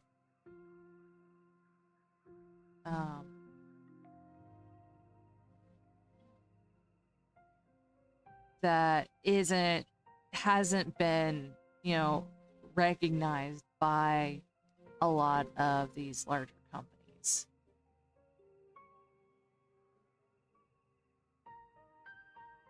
You want to be heard. People just want to be heard. That's what it comes down to.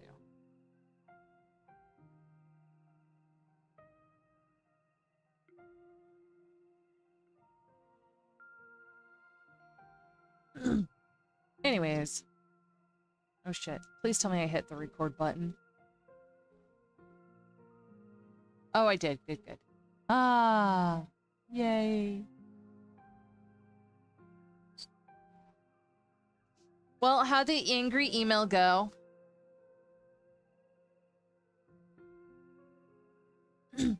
I know that the press people are probably going to be like, what do you want us to do about it? We can't do anything. But, at the same time, it's like, guys, come on.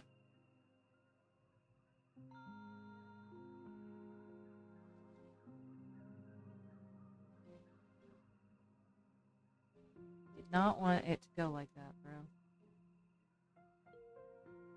Come on.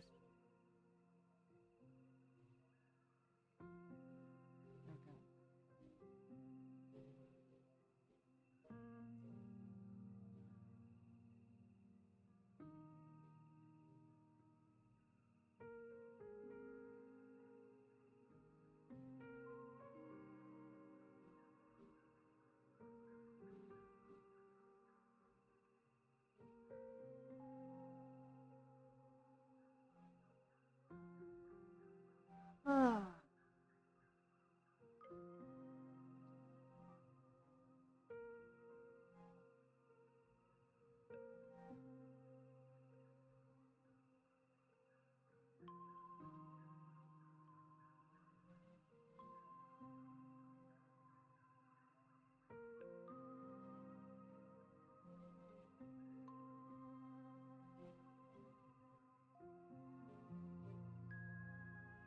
That works. I can handle that. Don't like. Okay.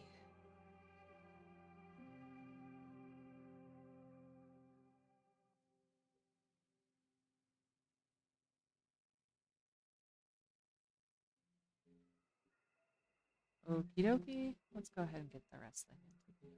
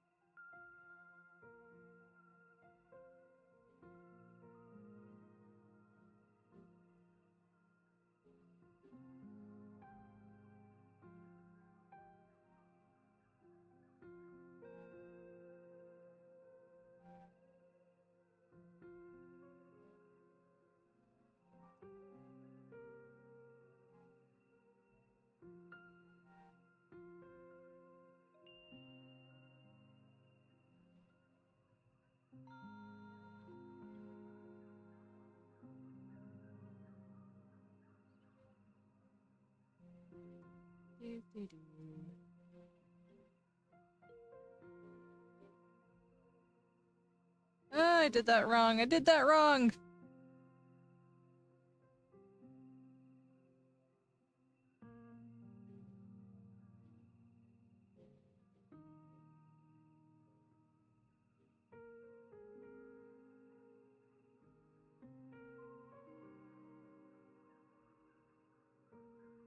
That was a little much.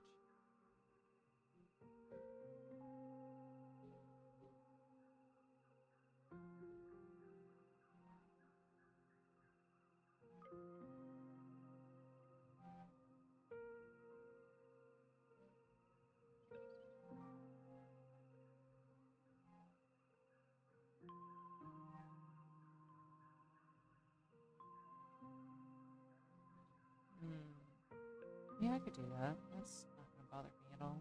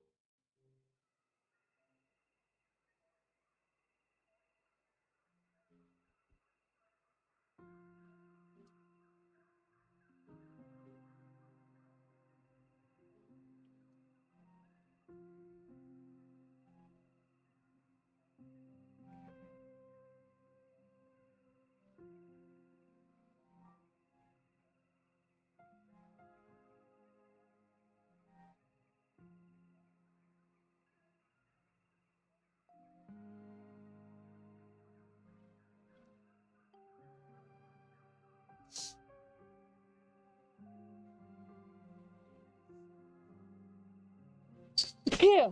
Oh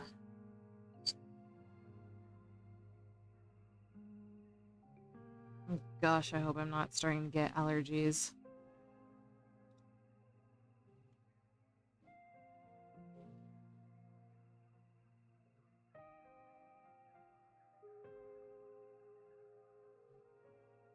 That's the last thing I want to start getting.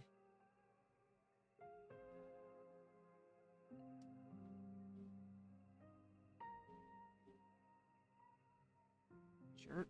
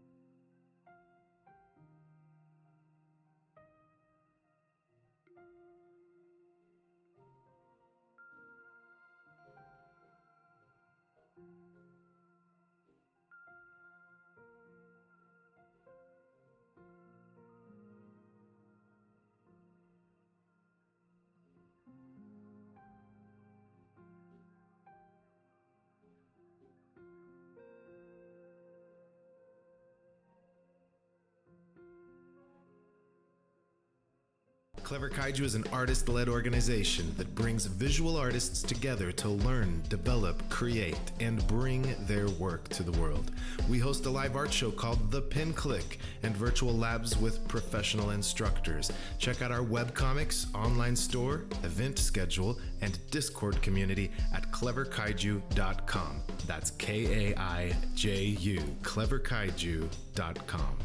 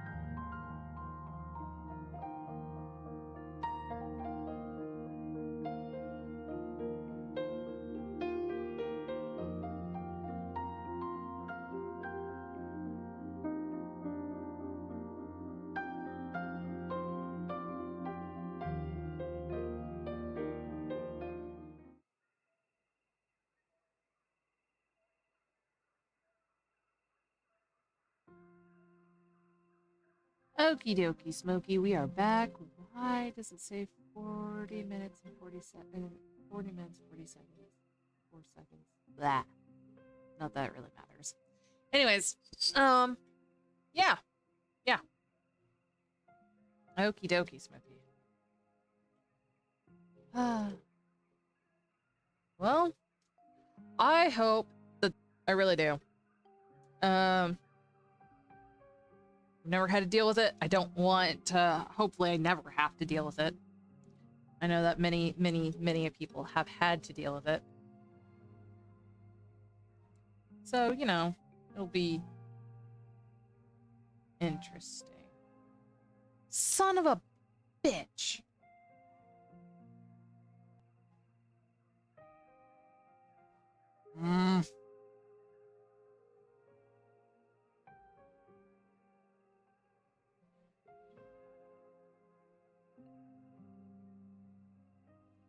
Sorry, I have to go and fix something because apparently somebody designed this in a very terrible way.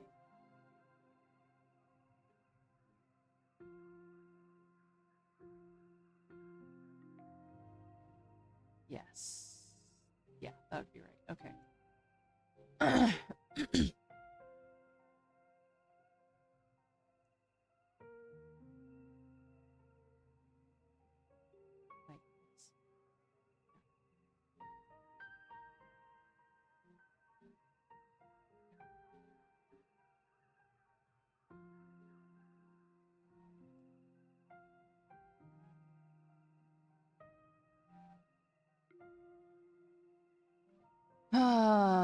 Anyways, okie dokie. Yeah, going back to this, I'm actually working on.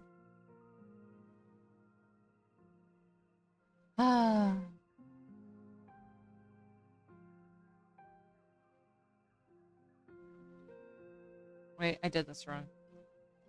Let's go ahead and erase this. And while I'm erasing, I'm gonna erase this little dot there too. That's the wrong one. Oh, I see. Okay.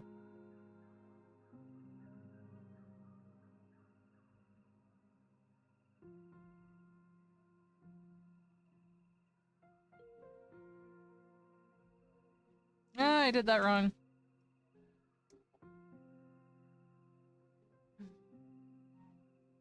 Okay, cool.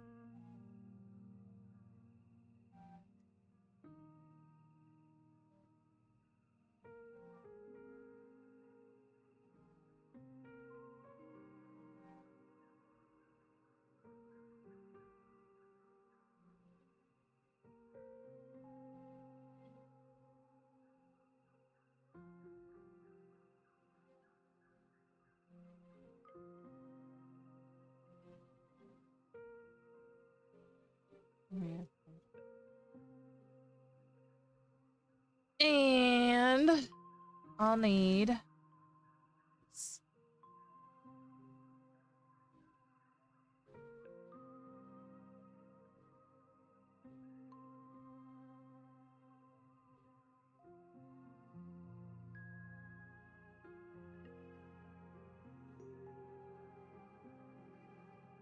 Ah, I don't like it. I don't like it.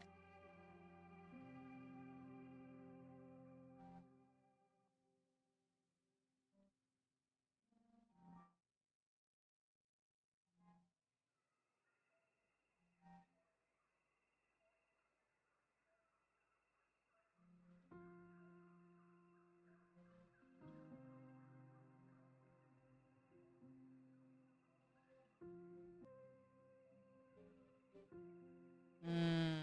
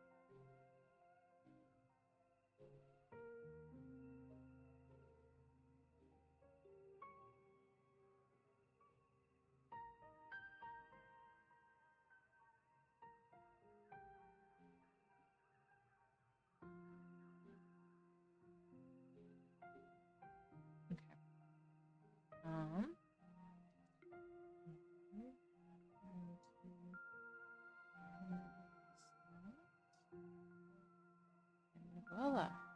And we're voila. And we're gonna go ahead and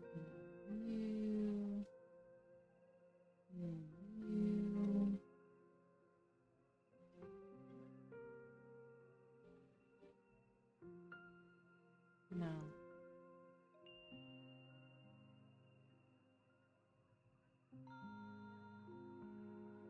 Okie dokie. Ooh. Hey! My thing is on the complete wrong thing. There we go. I wonder how long that's been going on. Oops.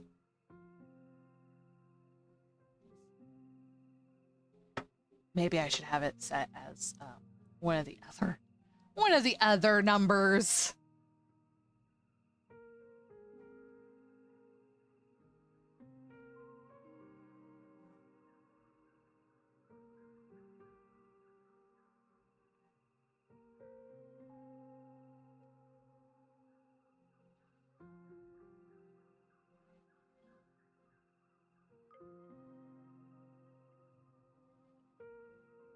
Wait, what?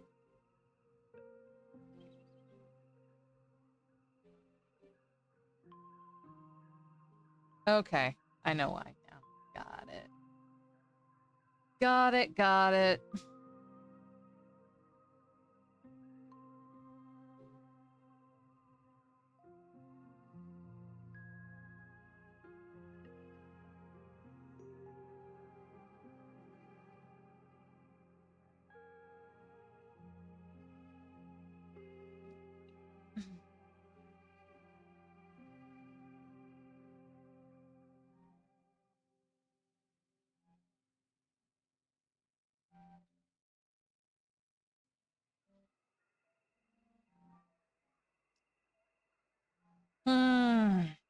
Okie dokie.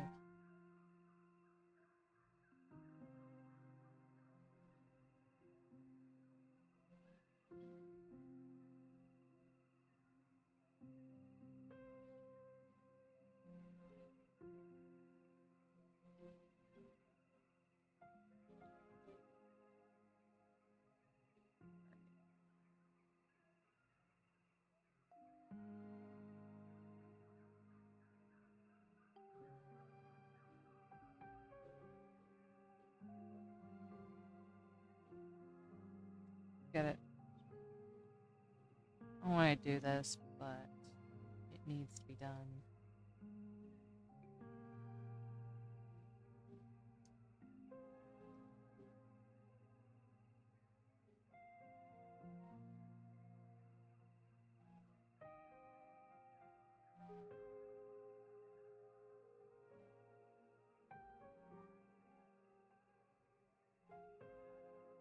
Okay.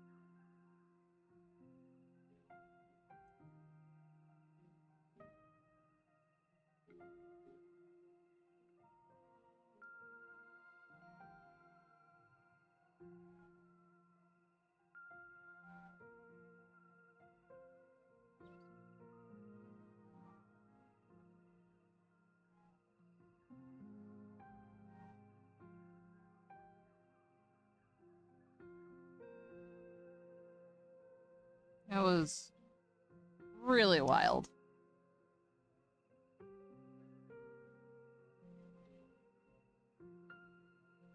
There we go.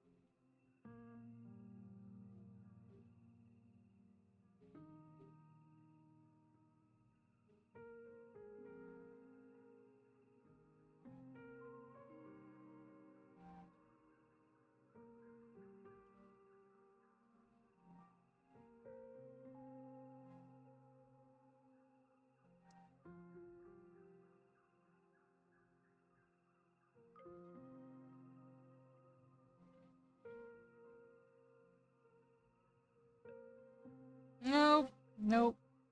Almost, but not quite. Shit. That's not right.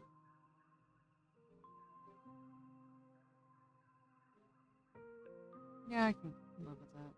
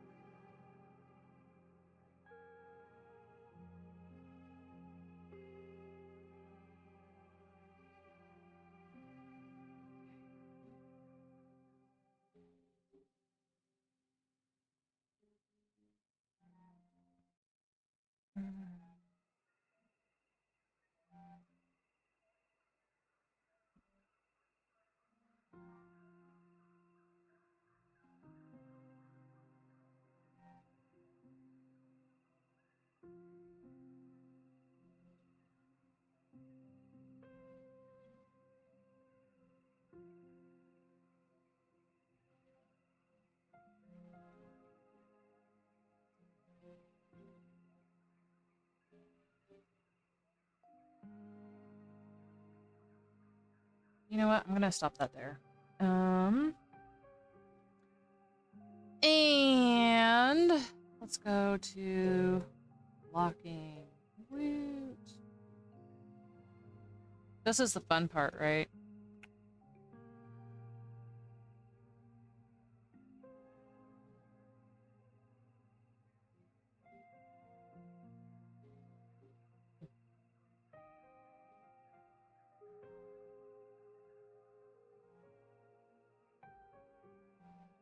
I mean, that's fair.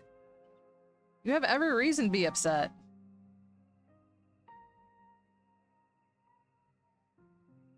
God's bless.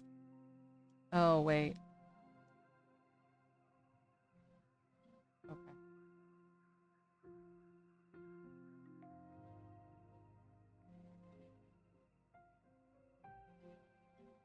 Oh, crap. Okay.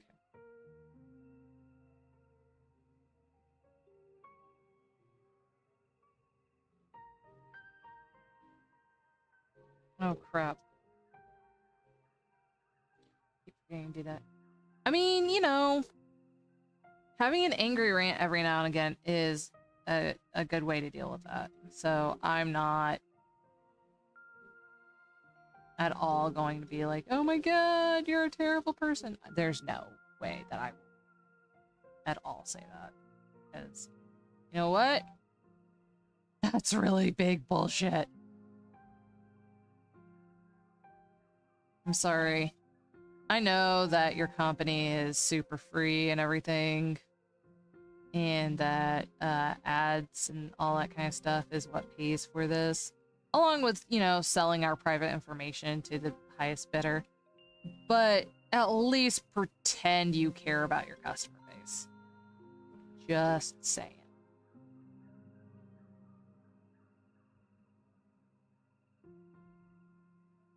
Just saying.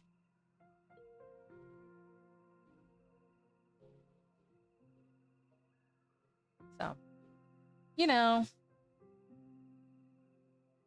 that kind of thing. But what do I know? Just a silly little human who, you know, is trying to make a buck.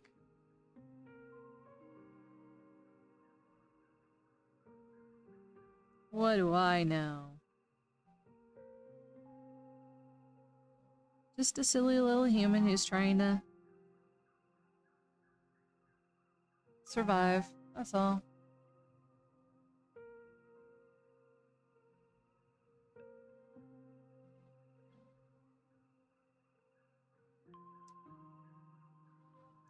Anyways, but yeah, no. I think that alienating your customer base is the fastest way to get people to abandon you.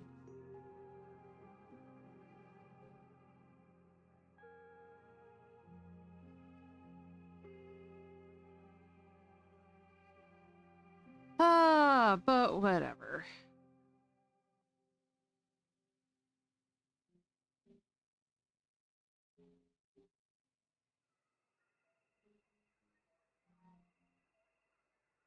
That's not to say I won't do it. I know that, you know... Okay, so here's the thing. As we get older, the more things we learn. If we're lucky. If we're lucky, the more things we learn, right?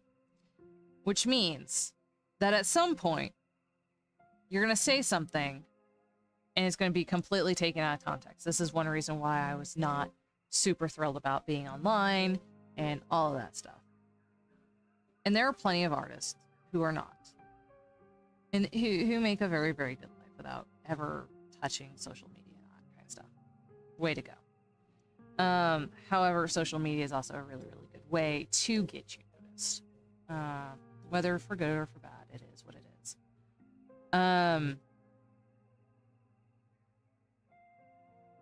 It is a tool like any other. The downside to it is that because it is a tool, things are going to be a lot easier to find out about said person. And that is what social media is all about.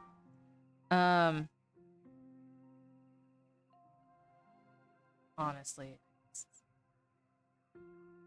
But I forget where I was going to go with this. Oh, right. The longer you are online, the more likely someone somewhere is going to find something that you said a long time ago. And it will be factually wrong.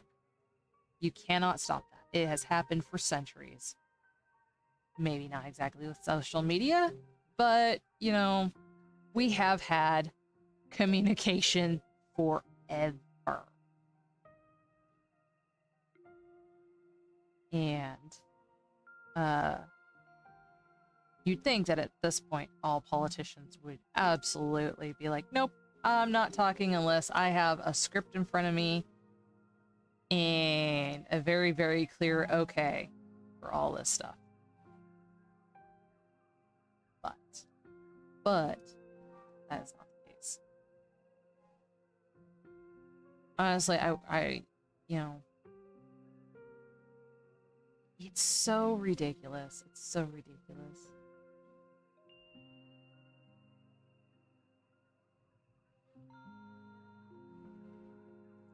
Now, watching social media is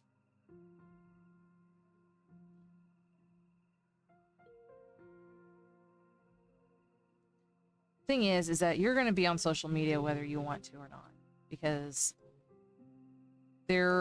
we do not live in a world without being under some kind of surveillance. I don't care if you live out in the middle of nowhere. With the way technology is today, people know you're out there. Whether or not they tell anyone about it is something else entirely. But you are being surveilled wherever you're at. That is just kind of the world we live in. We have had warning signs for literal decades that this was going to happen. And social media is the one place where people do it to themselves freely. And I recognize this, and I know this, and I'm still doing this. I'm choosing this, recognizing this. But the thing is that what needs to happen is that because we have social media and because we're all online, whether we like it or not, what we need to do is have an understanding that people grow. You cannot condemn the only reason why I feel like people should condemn someone is that if they continue to act exactly the same way they did in the years previously. Because that shows a pattern and repetition and not growth of any sort. And I'm trying to grow. I'm trying to learn. I'm trying to be what I consider a better person. Everyone has their own definition of what a better person is. So I am trying to be that better person that I feel or what I feel is a better version of myself. Now what that means is that now that I am on social media and all of that jazz, that anything I say from my earlier vids to now can and will probably be taken out of context. You know, which isn't fair, but it is what it is. It is very much a little like frustrating thing. So yes.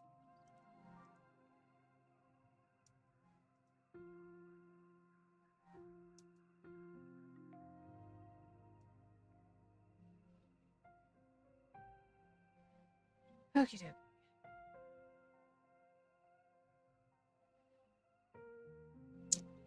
That is a frustrating sign.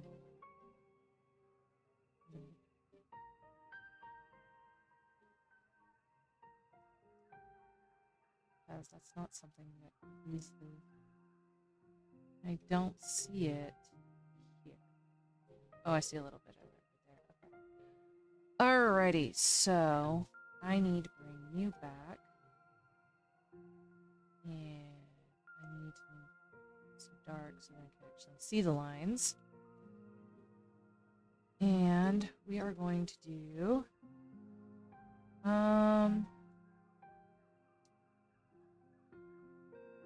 but yeah, no, people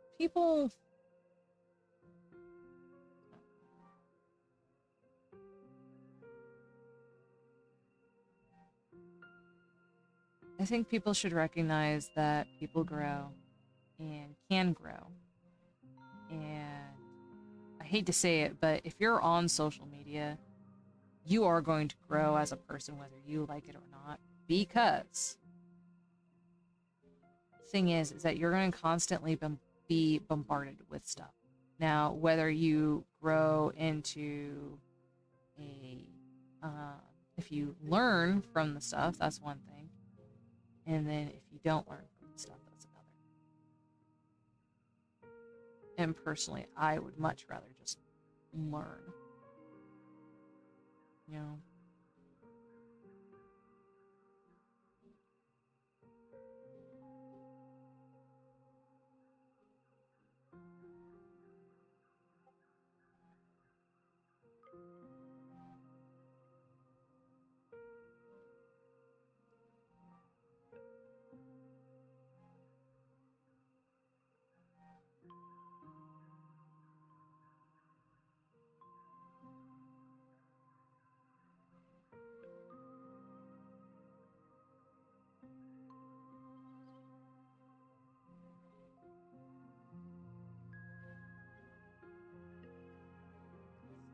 I don't know.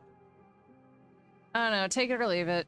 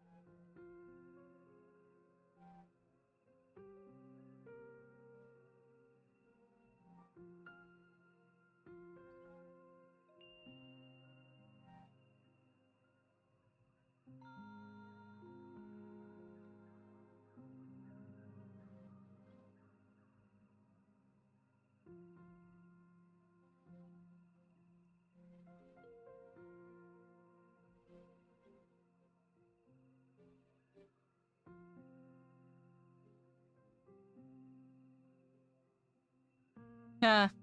Well, that was unintentional, but you know what? It works.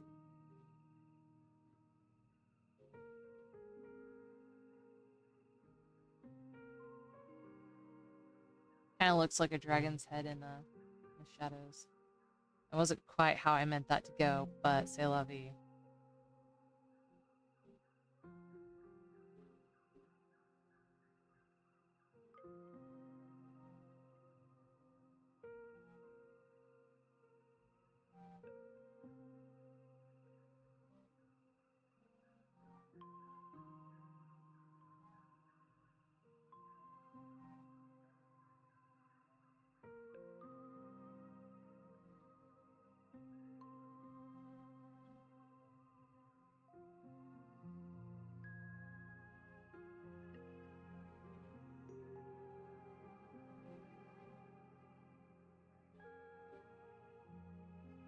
Oh, goody.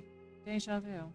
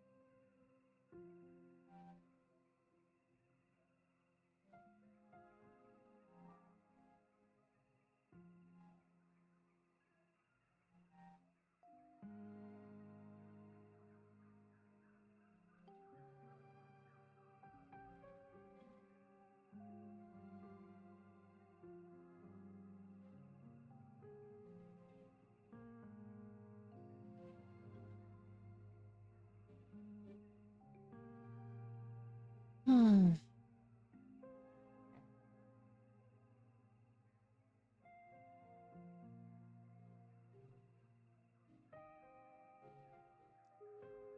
Does that mean that you are now working on your painting?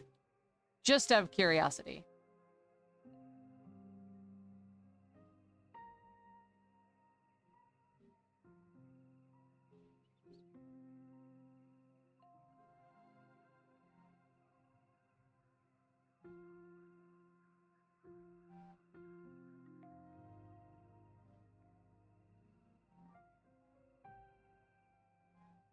Nope. Okie dokie. Oh, bugger. Yeah, that's how that's going. Filling out a form for. Nice. Do it. Do it. Do it. Do it. No, that's not going to be dark enough. You're on an angry roll. Okie dokie. Well, I'm going to stay out of your angry roll. Ooh, I'll do this one. Yeah, I think that this one. Well, this one's really small. You know what? Yeah, I'll go ahead and do it. Do it, do it, do it, do it, do it, do it.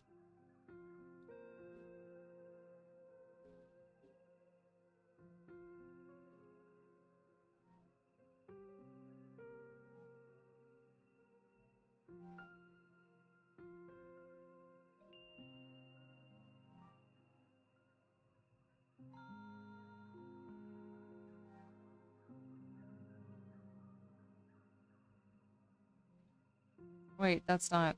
Never mind. I did that wrong. But that's okay.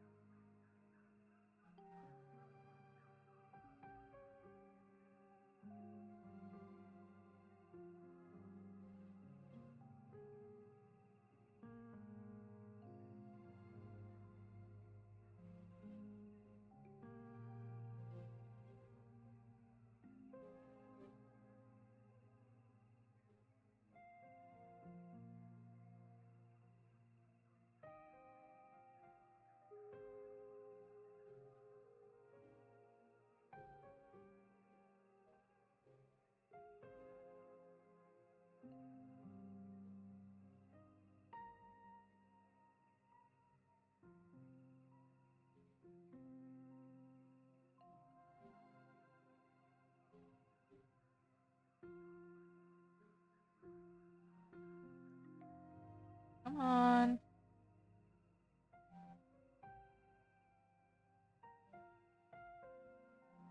Bugger.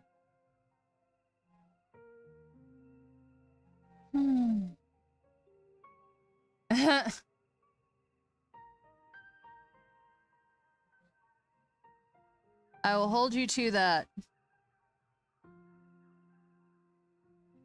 Your anger roll may last longer than you suspect.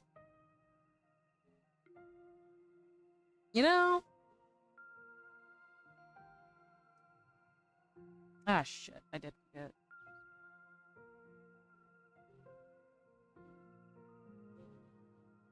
Bugger. Oh, bugger.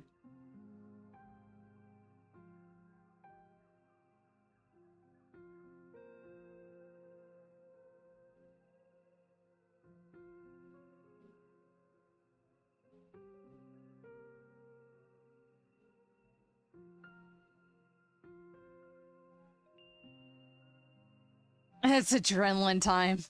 I mean, yep. Don't ever tick off. Here's the thing, don't ever tick off somebody who is neurodivergent. Because that whole, like, you know, symptom, strong sense of justice thing, yeah, what that means is, until we get what is right, we will not leave it the hell alone.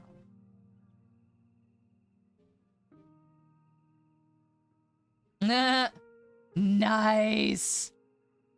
Nice. Be like, look, I have people from outside the state who are harassing me now. Get your guys' shit together. I don't want to have to clean up your guys' mess. That's funny. That's funny. I don't care who you are, that's funny. Ah! All that hard work is gonna go away now. Okay, not as much as I thought. Yeah, man! Woot! Okie dokie. And... wrong button, there we go.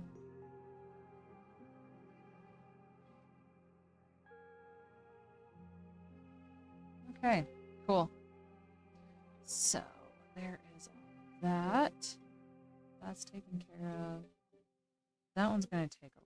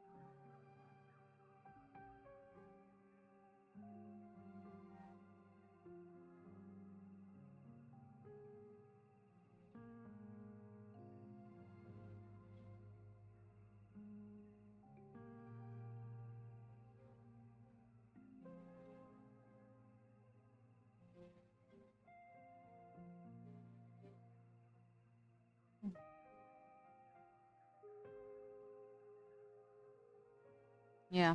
The fact that strong sense of justice is considered a neurodivergent symptom is really, really kind of interesting. Oh, frick. I forgot to go and reset that counter. Damn it. It's okay, though. I'll fix that in a second.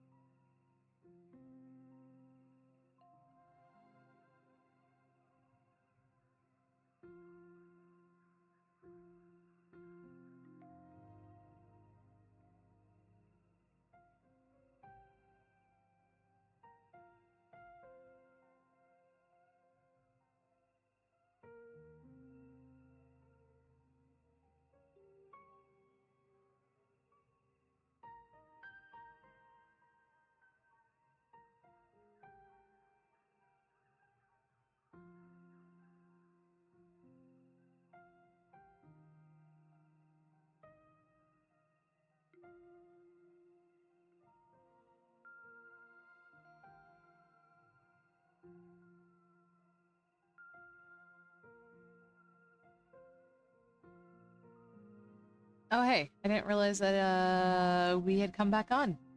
Oops.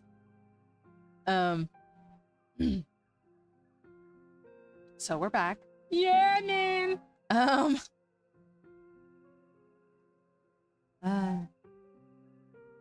So here's a little like tidbit hit thing, whatever, that you can take with you.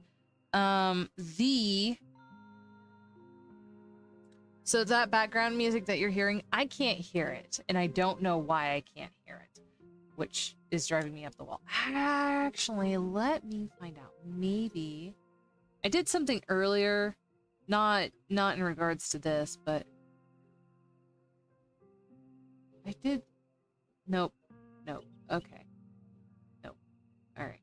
I did something earlier in which I changed something, but that does not seem to have continued on. As it does not appear to be something that I can continue doing. Bugger! Anyways. So, yes. I cannot hear the music when... Actually, I cannot hear the music at all. Even though I have it set up so that I should technically be able to, I cannot. That music is actually my, so whenever I'm hyper-focusing, like I have been today on it, actually, that is to let me know where I'm actually at in... That's not just to go and fill it, so then it's, you know, not quiet, but also acts as a note to let me know that, oh, hey, guess what? Stuff has changed. So, yes. It worked for a while, up until something happened in which everything just kind of went kaplooey, and I'm not sure what happened that caused that. But c'est la vie, here we are. All good.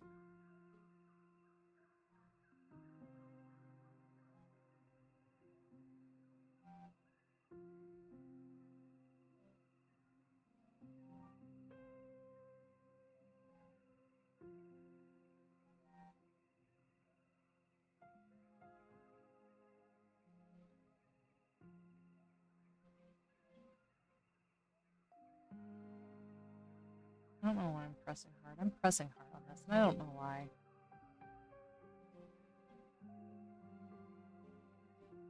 So silly. Oh, yeah. By the way, I don't know if I mentioned this on my previous stream. I definitely know that I've been talking a lot about Ghostbusters. But I don't know if I ever actually mentioned that I finally watched Frozen Empire. That was a cute... That was a very, very cute movie. I liked it a lot. And yes, Ghostbusters is allowed to be cute because it's always been cute and adorable.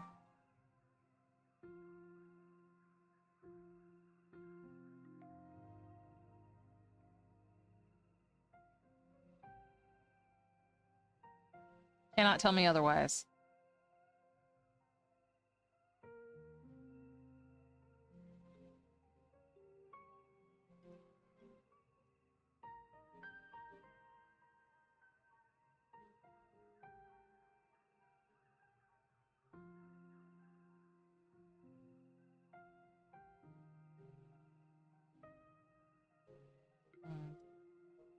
Oh, bugger. Nope. Wait. Redo. That is very unfortunate.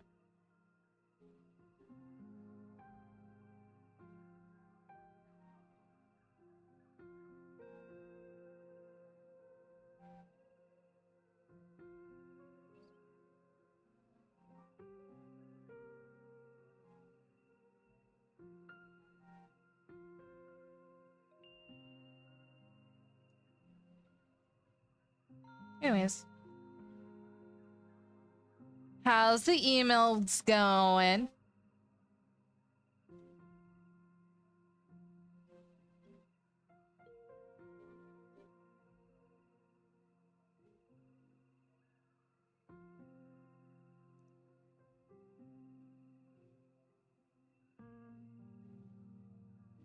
Oh, hey, I'm on the wrong one.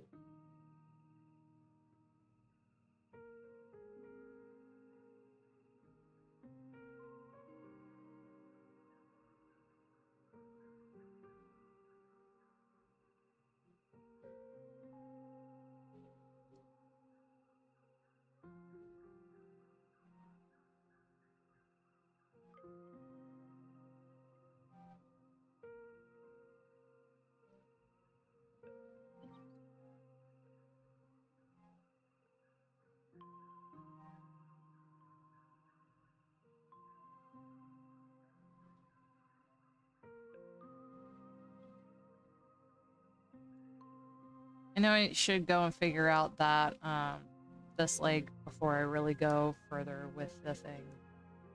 But I don't wanna. Totally will, but not right now.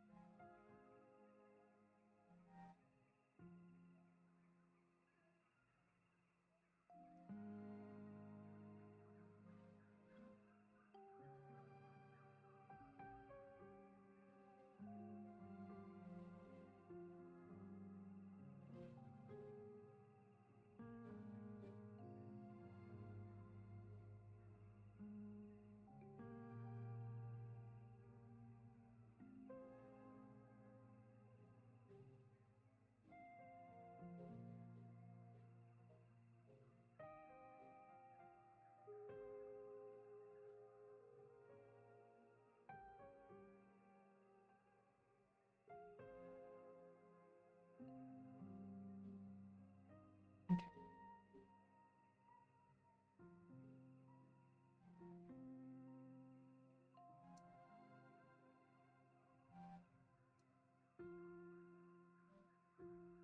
I really wait, am I still muted? Oh god. Okay, no I'm not. Yay!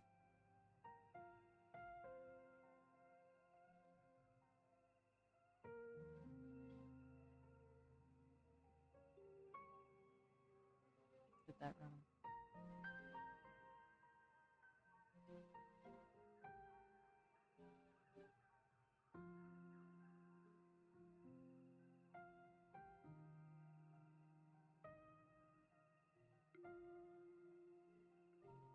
You're just really, really focused on that, on that stuff. See, that okay. So the thing that makes okay, I'm not saying that it's a good thing. What I am saying is that they do it very, very well. The one thing that the older generations, I'm trying not to be super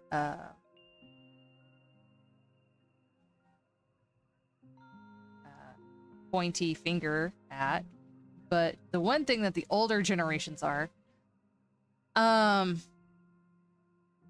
right, exactly. So the one thing that older generations are very, very good at, it is the ability to correctly complain and to do it in such a way that cannot be ignored. They're very, very good at that. That is not a skill that has been passed down readily to the younger millennials. Like older millennials, yeah, 100%. Younger millennials, that is a very, very hit and miss market right there. Because we saw and felt the repercussions of dealing with Karens. And we were just like, we don't want to be like that, you know? We don't want to be like that. So, unfortunately, we never learned how to complain in a way that was actionable. There we go. That was actionable. And I don't know if it is because of the way that we were taught in school, or if it is the fact that a lot of us ended up with dumb participation trophies, which I always thought was weird. So here's the thing. I have never thought that awards were really worth anything because everyone got awards. Like, everyone got awards. It wasn't until, like, much later, literally going to going to Spectrum Fantastic Art Live, did I actually learn about, like, oh, hey, if you do this stuff, you can earn this thing. And it's like, oh, this is an extremely, this is a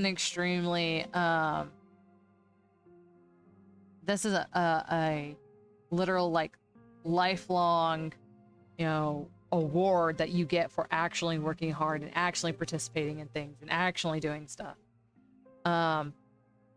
That was not a thing that they decided to tell us. Instead, we got participation trophies. And I'm sorry, but that's just such a freaking waste. It's a waste of materials. It's a waste of everyone's time. And, like, who thought that that was a good idea? Like, literally, who thought that that was a good idea?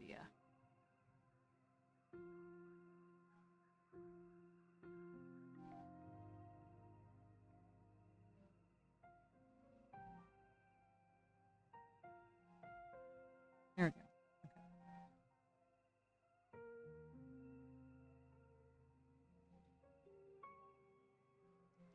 Okay. We have been for so long called the participation generation. It's like, that's cute because none of us actually wanted that. I do have to agree with that. And I think it was more counterproductive. I mean, okay, let's go and look at it this way.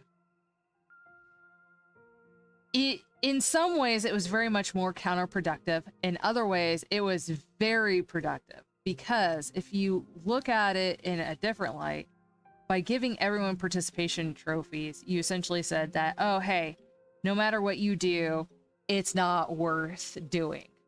Which means that when civil unrest happens, I think that's one reason why Gen Z is so much more active, is because that was the one thing that millennials sat there and were like, no, we're not going to continue this tradition.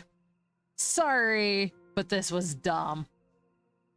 Oh wait, you have that on your pants. You don't have that elsewhere. And I think that that's one reason why Gen Z tends to be a lot more vocal, is because that's the thing that we actually said no on, and we're like, no. And yeah, and the same thing with Gen X. Gen X saw that and was like, no, that's dumb. And I don't know if you agree with me on that or not, but we all just collectively as a generation said, no, this was dumb. We're not doing this anymore. We don't want to do this anymore. Because it doesn't actively encourage anything. If anything, it atrophies. And so I think that is one reason why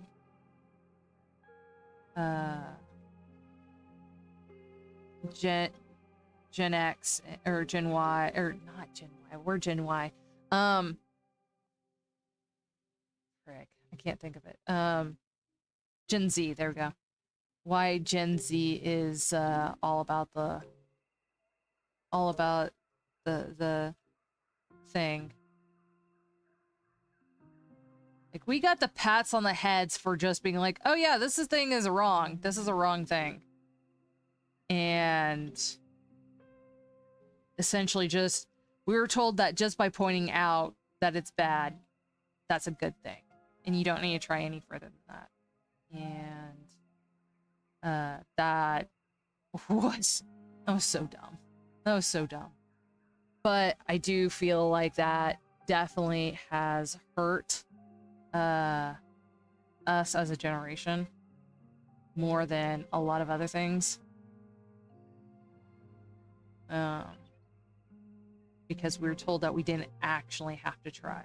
That if we followed a life script, it would work out for us. And unfortunately, instead we got essentially very, very much screwed out of a lot.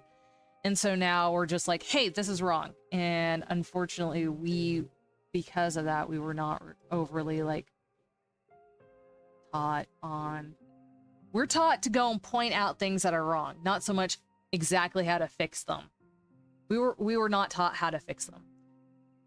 Now we can fix tech because we had to. That was something that as a generation we had to learn. But beyond that, we're in this weird. Okay, so there was always going to be, like, if you look at Star Trek, there was always going to be a generation, or several generations rather, where we go from, you know, the analog to digital, and we are literally the generation that went from analog to digital. And I mean, don't get me wrong, Gen X did too. Gen Z, not so much. Some older Gen Z did. But younger Gen Z have no freaking clue what we're talking about. Like, have no freaking clue. Like, young Gen Z, they're just like, what? And then, of course, we have Gen Alpha coming up. And it's just like, bro. We are the transition generations. Gen X, millennials, and Gen Z. We are the transition generations. Like, literally going from, like, this is the... I know that we've talked about the digital revolution, and that's what we're in right now, but we're not quite there yet, because we're going from analog digital, which is the manually putting it into stuff, to digital, which is the very, very sad case of the AI. But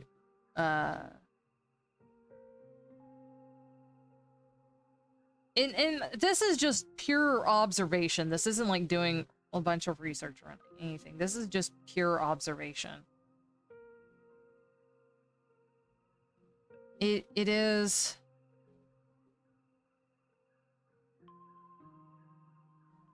It's pure observation and just like looking at things and doing stuff. And I know that that's how a lot of these, crunchy people and a lot of these other things get going on. Like, yeah, just look at people. No, it's not just the looking at people. It's the looking, listening, and yes, I know that I definitely need to go and do some research. This is not a factual statement. Nothing here is of the factual sort.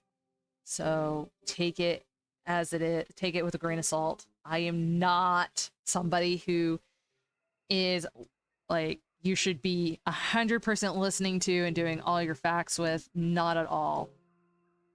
But it's more of philosophical questions that somebody else can... I'm giving things I would prefer somebody else think. A very, very millennial aspect. It's like, oh yeah, no, again, pointing things out and being like, hey, this is right, this is wrong.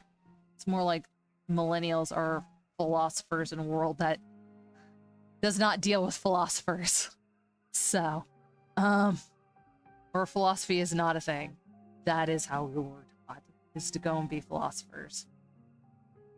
not exactly how to go and do things. Like, we have the basics, you know, reading, writing, and arithmetic, but not so much on the organization and things like that.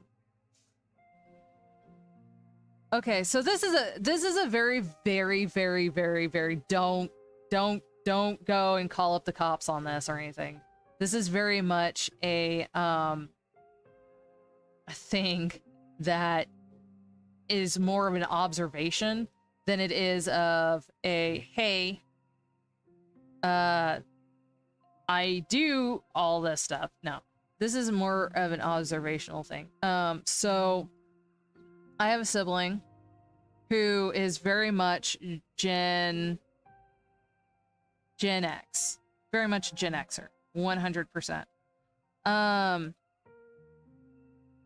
But we were talking one day, and we were talking. It's the Midwest, so guns is a part of life.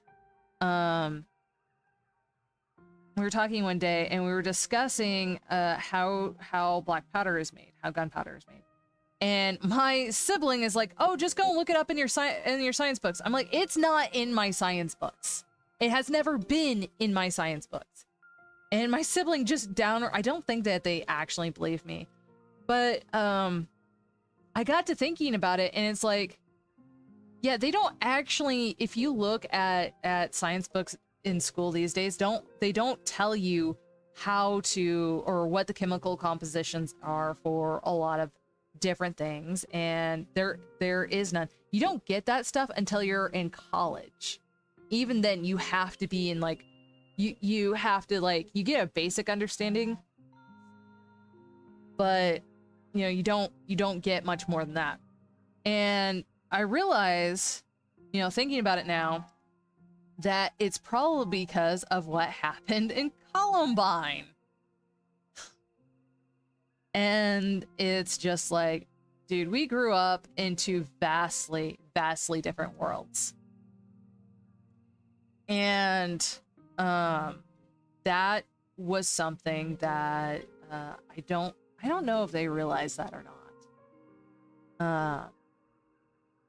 We have nibblings, and they have, now granted, I don't know if their stuff is just all on computer now or if they actually have books, but I haven't actually seen any of their school books, and I hang out with them fairly regularly. I haven't been able to recently, but I was looking at, or I was thinking about my school books, and they don't provide concrete examples of things that you'd find in everyday life. They go and use examples that are outside of your everyday experience. And thinking about it, I'm wondering if that is because they don't want people to, you know, take what is around them and actively learn. Like, there is a vast difference in how books are written now versus how they used to be written. And I wonder if that is because of the things that have happened in the past, which, you know, makes sense, right? I don't know why I'm, like, trying to do that thing. Okie dokie. So we're gonna leave that alone. Okay. For now.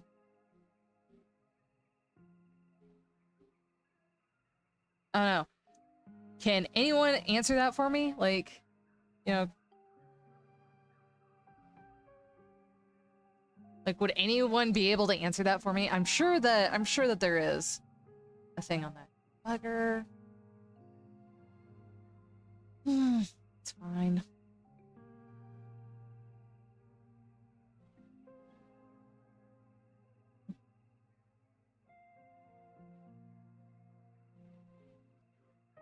Oh, okie dokie, Smokey. Oh no.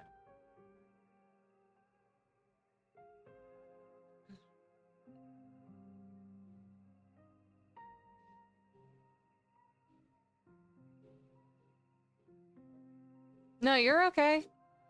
You're absolutely okay. It's not on you. I mean, yes. Yes, that's the whole... That's the... See, I think that that's the reason why okay, so, new thought. New thought. New tangent, new thought. So you saying that, you know, thinking about it, it's like, maybe the hyper focus is to actually regulate our nervous systems. Because once we get worked up, it's easier for us to be hyper focused on something than if we're just meh. Like, the more like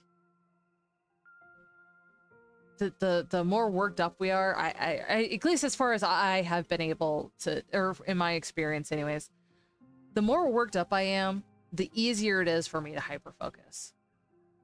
I don't know why. And it could have something to do with that, like, 100% like use of brain thing. I don't know. What do you think?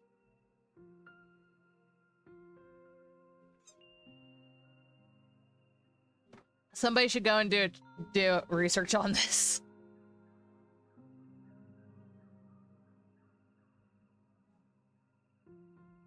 Hi, Bug. You gonna sleep on my lap, or are you going to... Of course, with 3 minutes to go till break. No, you are not supposed to be up on the desk. No, you know you're not supposed to be up on the... Maybe all the dopamine levels are super high and all that.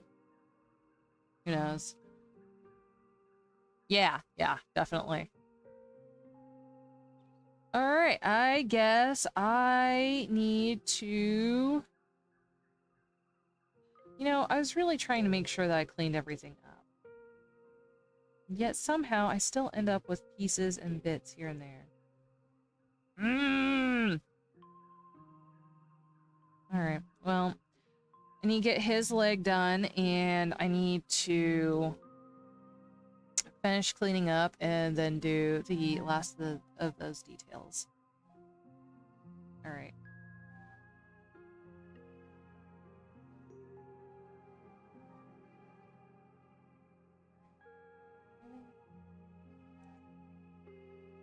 You...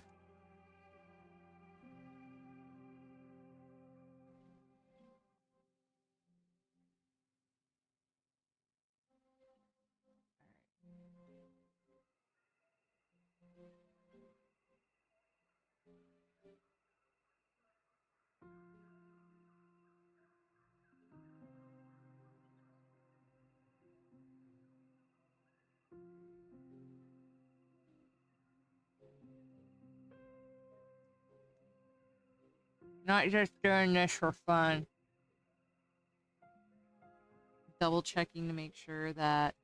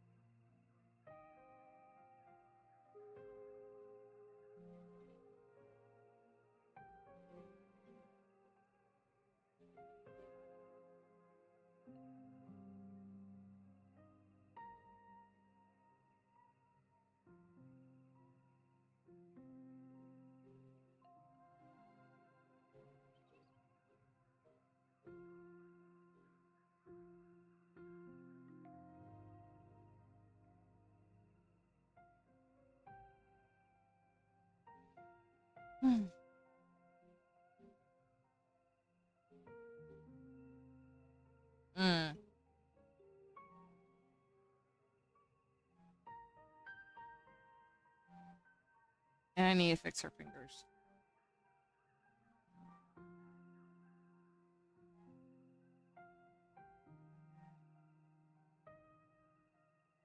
Clever Kaiju is an artist artist-led organization that brings visual artists together to learn, develop, create, and bring their work to the world. We host a live art show called The Pin Click and virtual labs with professional instructors. Check out our webcomics, online store, event schedule, and Discord community at cleverkaiju.com. That's Kaiju, cleverkaiju.com.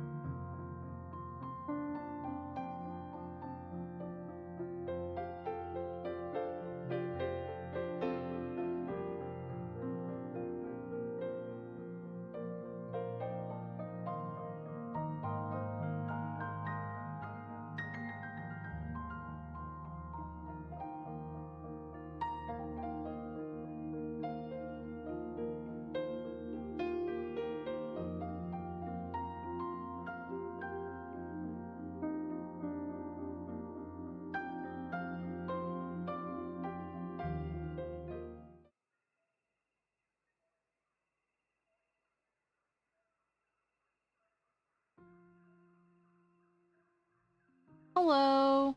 I've done something to my system. I don't know if I've wrecked stuff or not. Doesn't appear to be, but you know, c'est la vie. Here we go. I know I really shouldn't go and do stuff like that while I'm live streaming, but you know, sometimes your brain's just like, yes. Yes, yes. So here we go.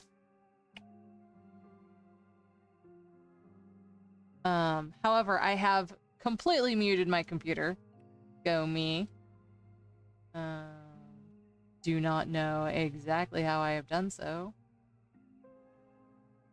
But I have done so.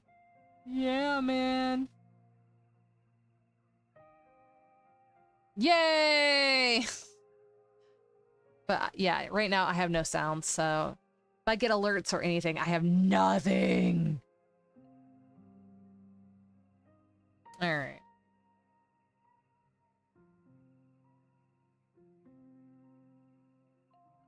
Yeah, all I have is the visual alerts right now for Discord and all this stuff.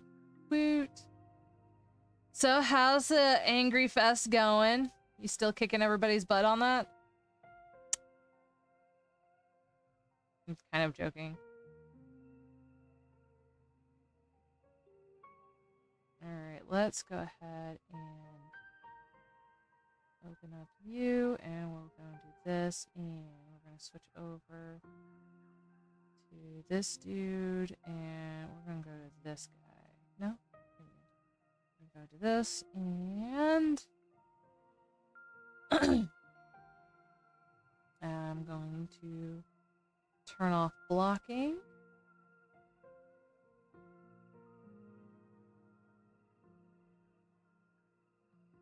Are none of you guys inside of blocking? What the F?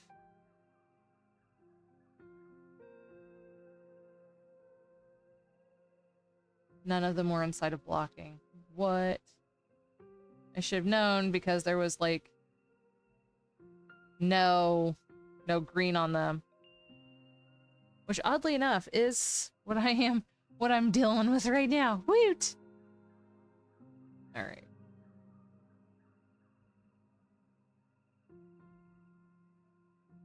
Okay, so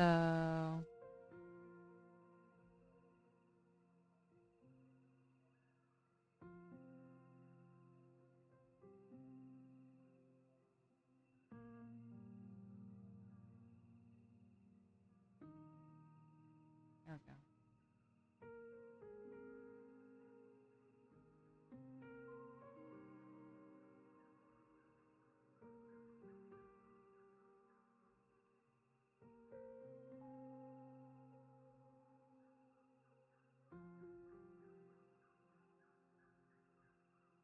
Cool.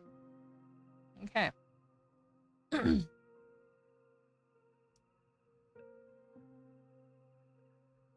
And I need to fix her fingers. Okay, so.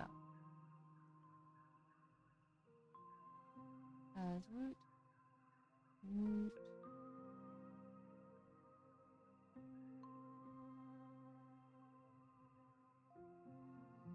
I really do need to stop messing with my stream stuff. Just not happy with it. Well, everyone else mostly seems to be unhappy with it, which I think is hilarious, but I'm weird like that. Okie dokie, I think that is all the things I need to fix. As far as that goes. Oh, right. Yeah.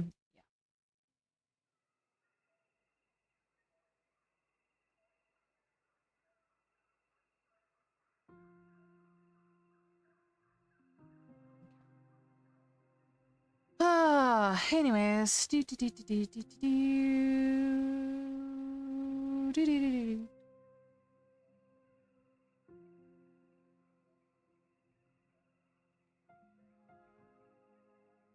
Okay. This one.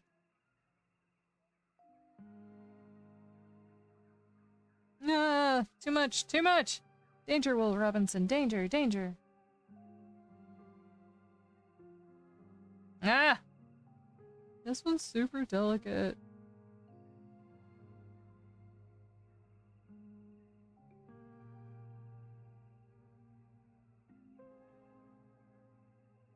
Did that wrong. It's okay. Wrong one.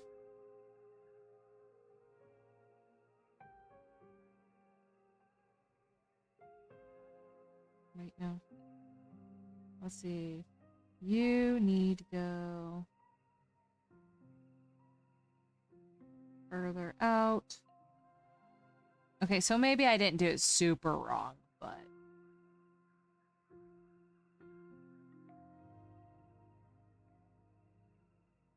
God's all bless.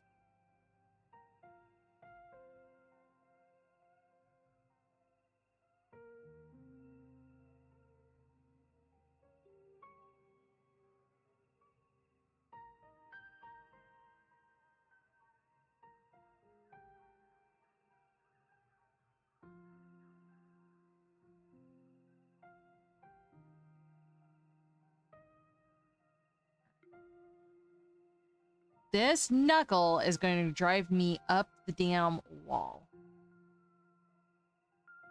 Because this finger...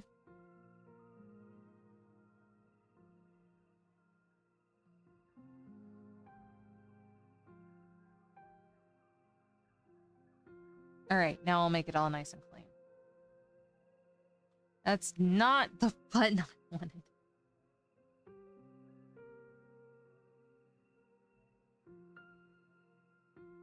Whatever, I give up.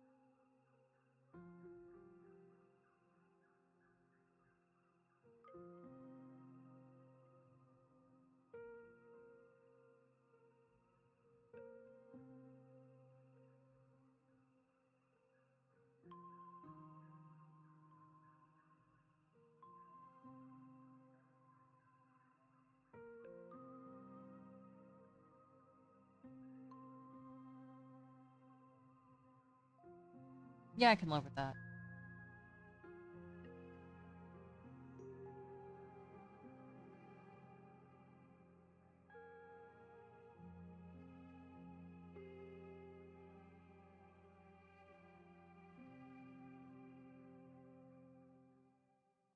Because of course you would.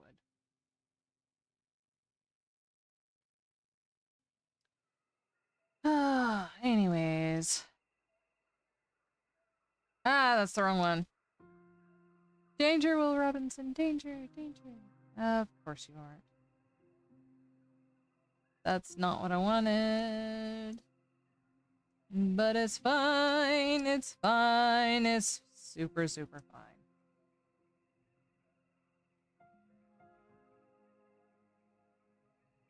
Oh, right. I need to go back up here. And I need to go over here. And wrong one, wrong one, wrong one.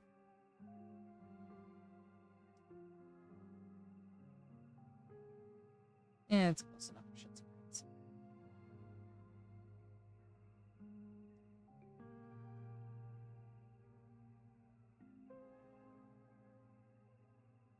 That's right.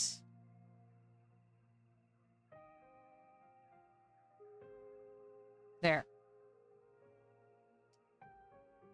Okay.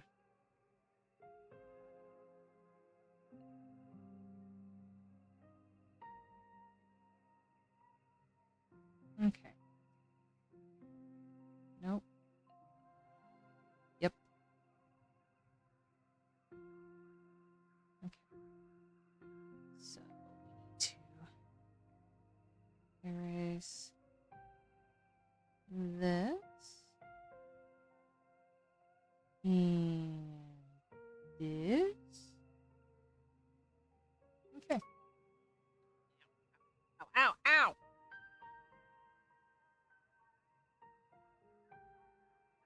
So I guess I'm gonna be starting a new piece tomorrow.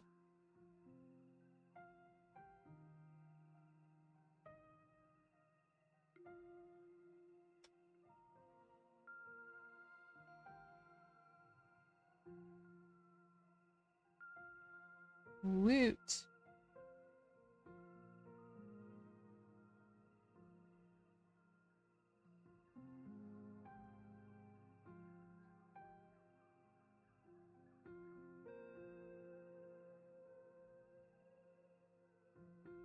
Obviously, I'm not going to be finishing this one today, but just based off of how far this is, how quickly this one's coming together.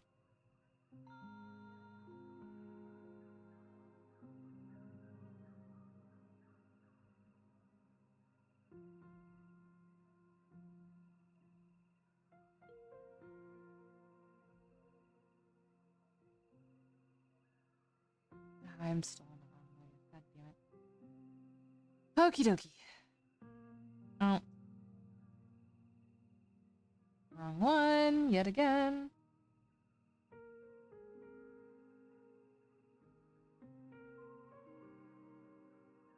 Okay, cool. Okie dokie. I still have to add the deep shading and fix the lines and all that, but this one, the way it's going is going pretty quick, so. Yeah. There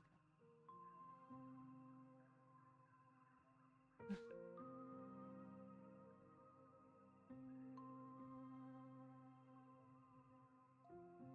go. Alright, let's take a look at how that's looking. Which I know sounds ridiculous. Ow.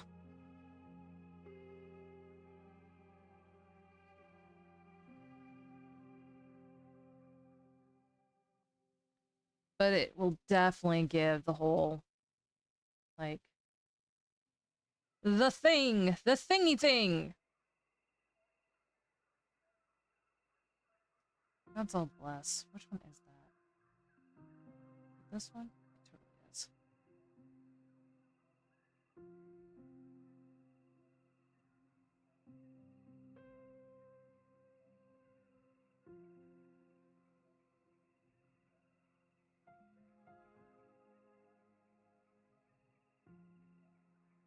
Okay, let's go ahead and get to coloring in all these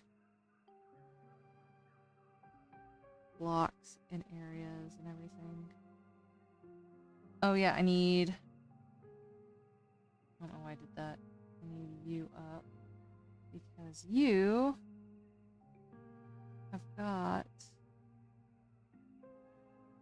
my shading areas all sorted out already.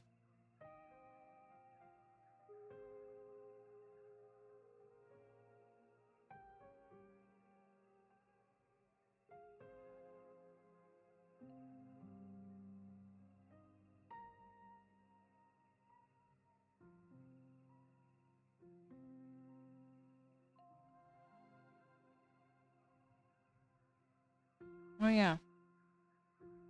I haven't done the dots in this one. I could come in and do the dots for some of this stuff.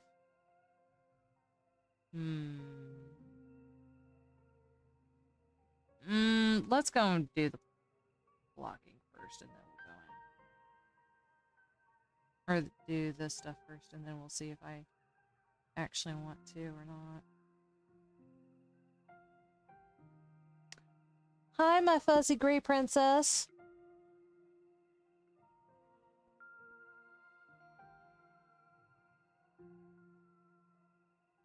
Patience, come on.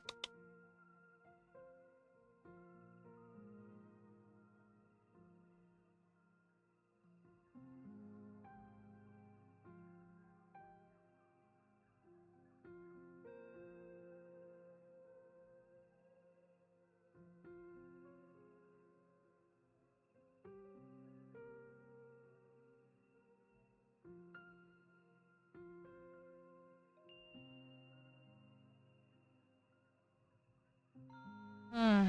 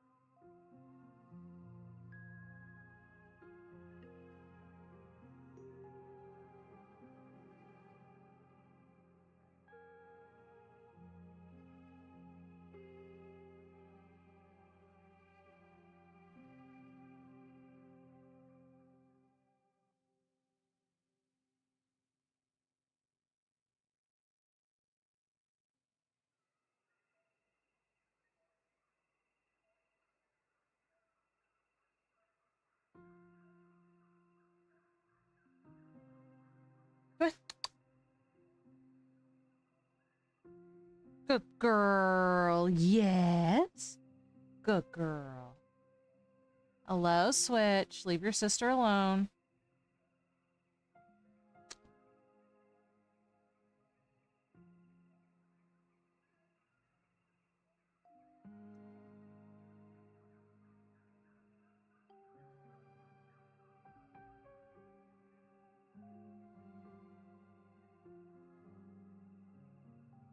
I need to find the lace pattern for this.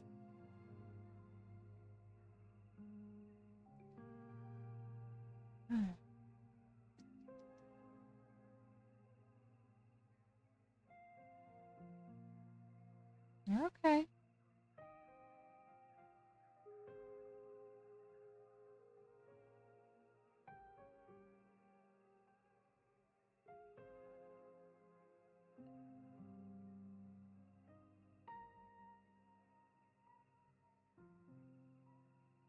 Yes. Hello, little girl. Little girl.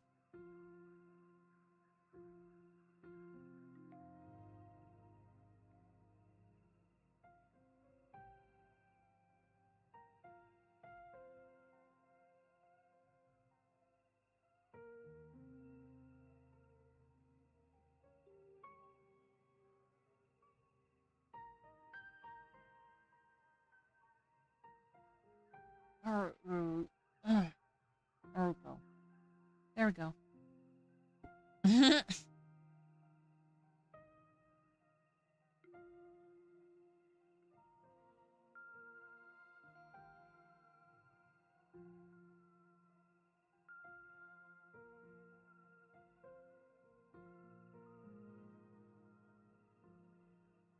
Yes, Switch. You can't come up here, though.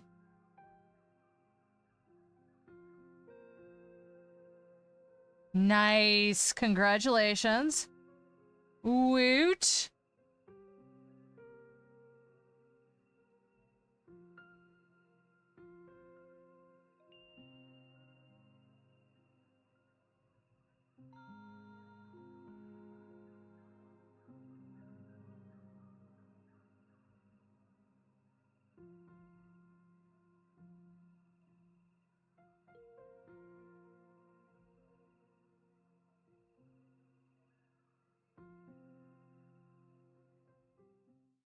Oh, damn. All right. So, there we are. That is I mean, yep, I appreciate that. I can appreciate that. All right. Well, thank you guys for joining me today. I hope that it has been a fun and eventful time. I will see you guys all tomorrow, and have a good one. Stay safe out there.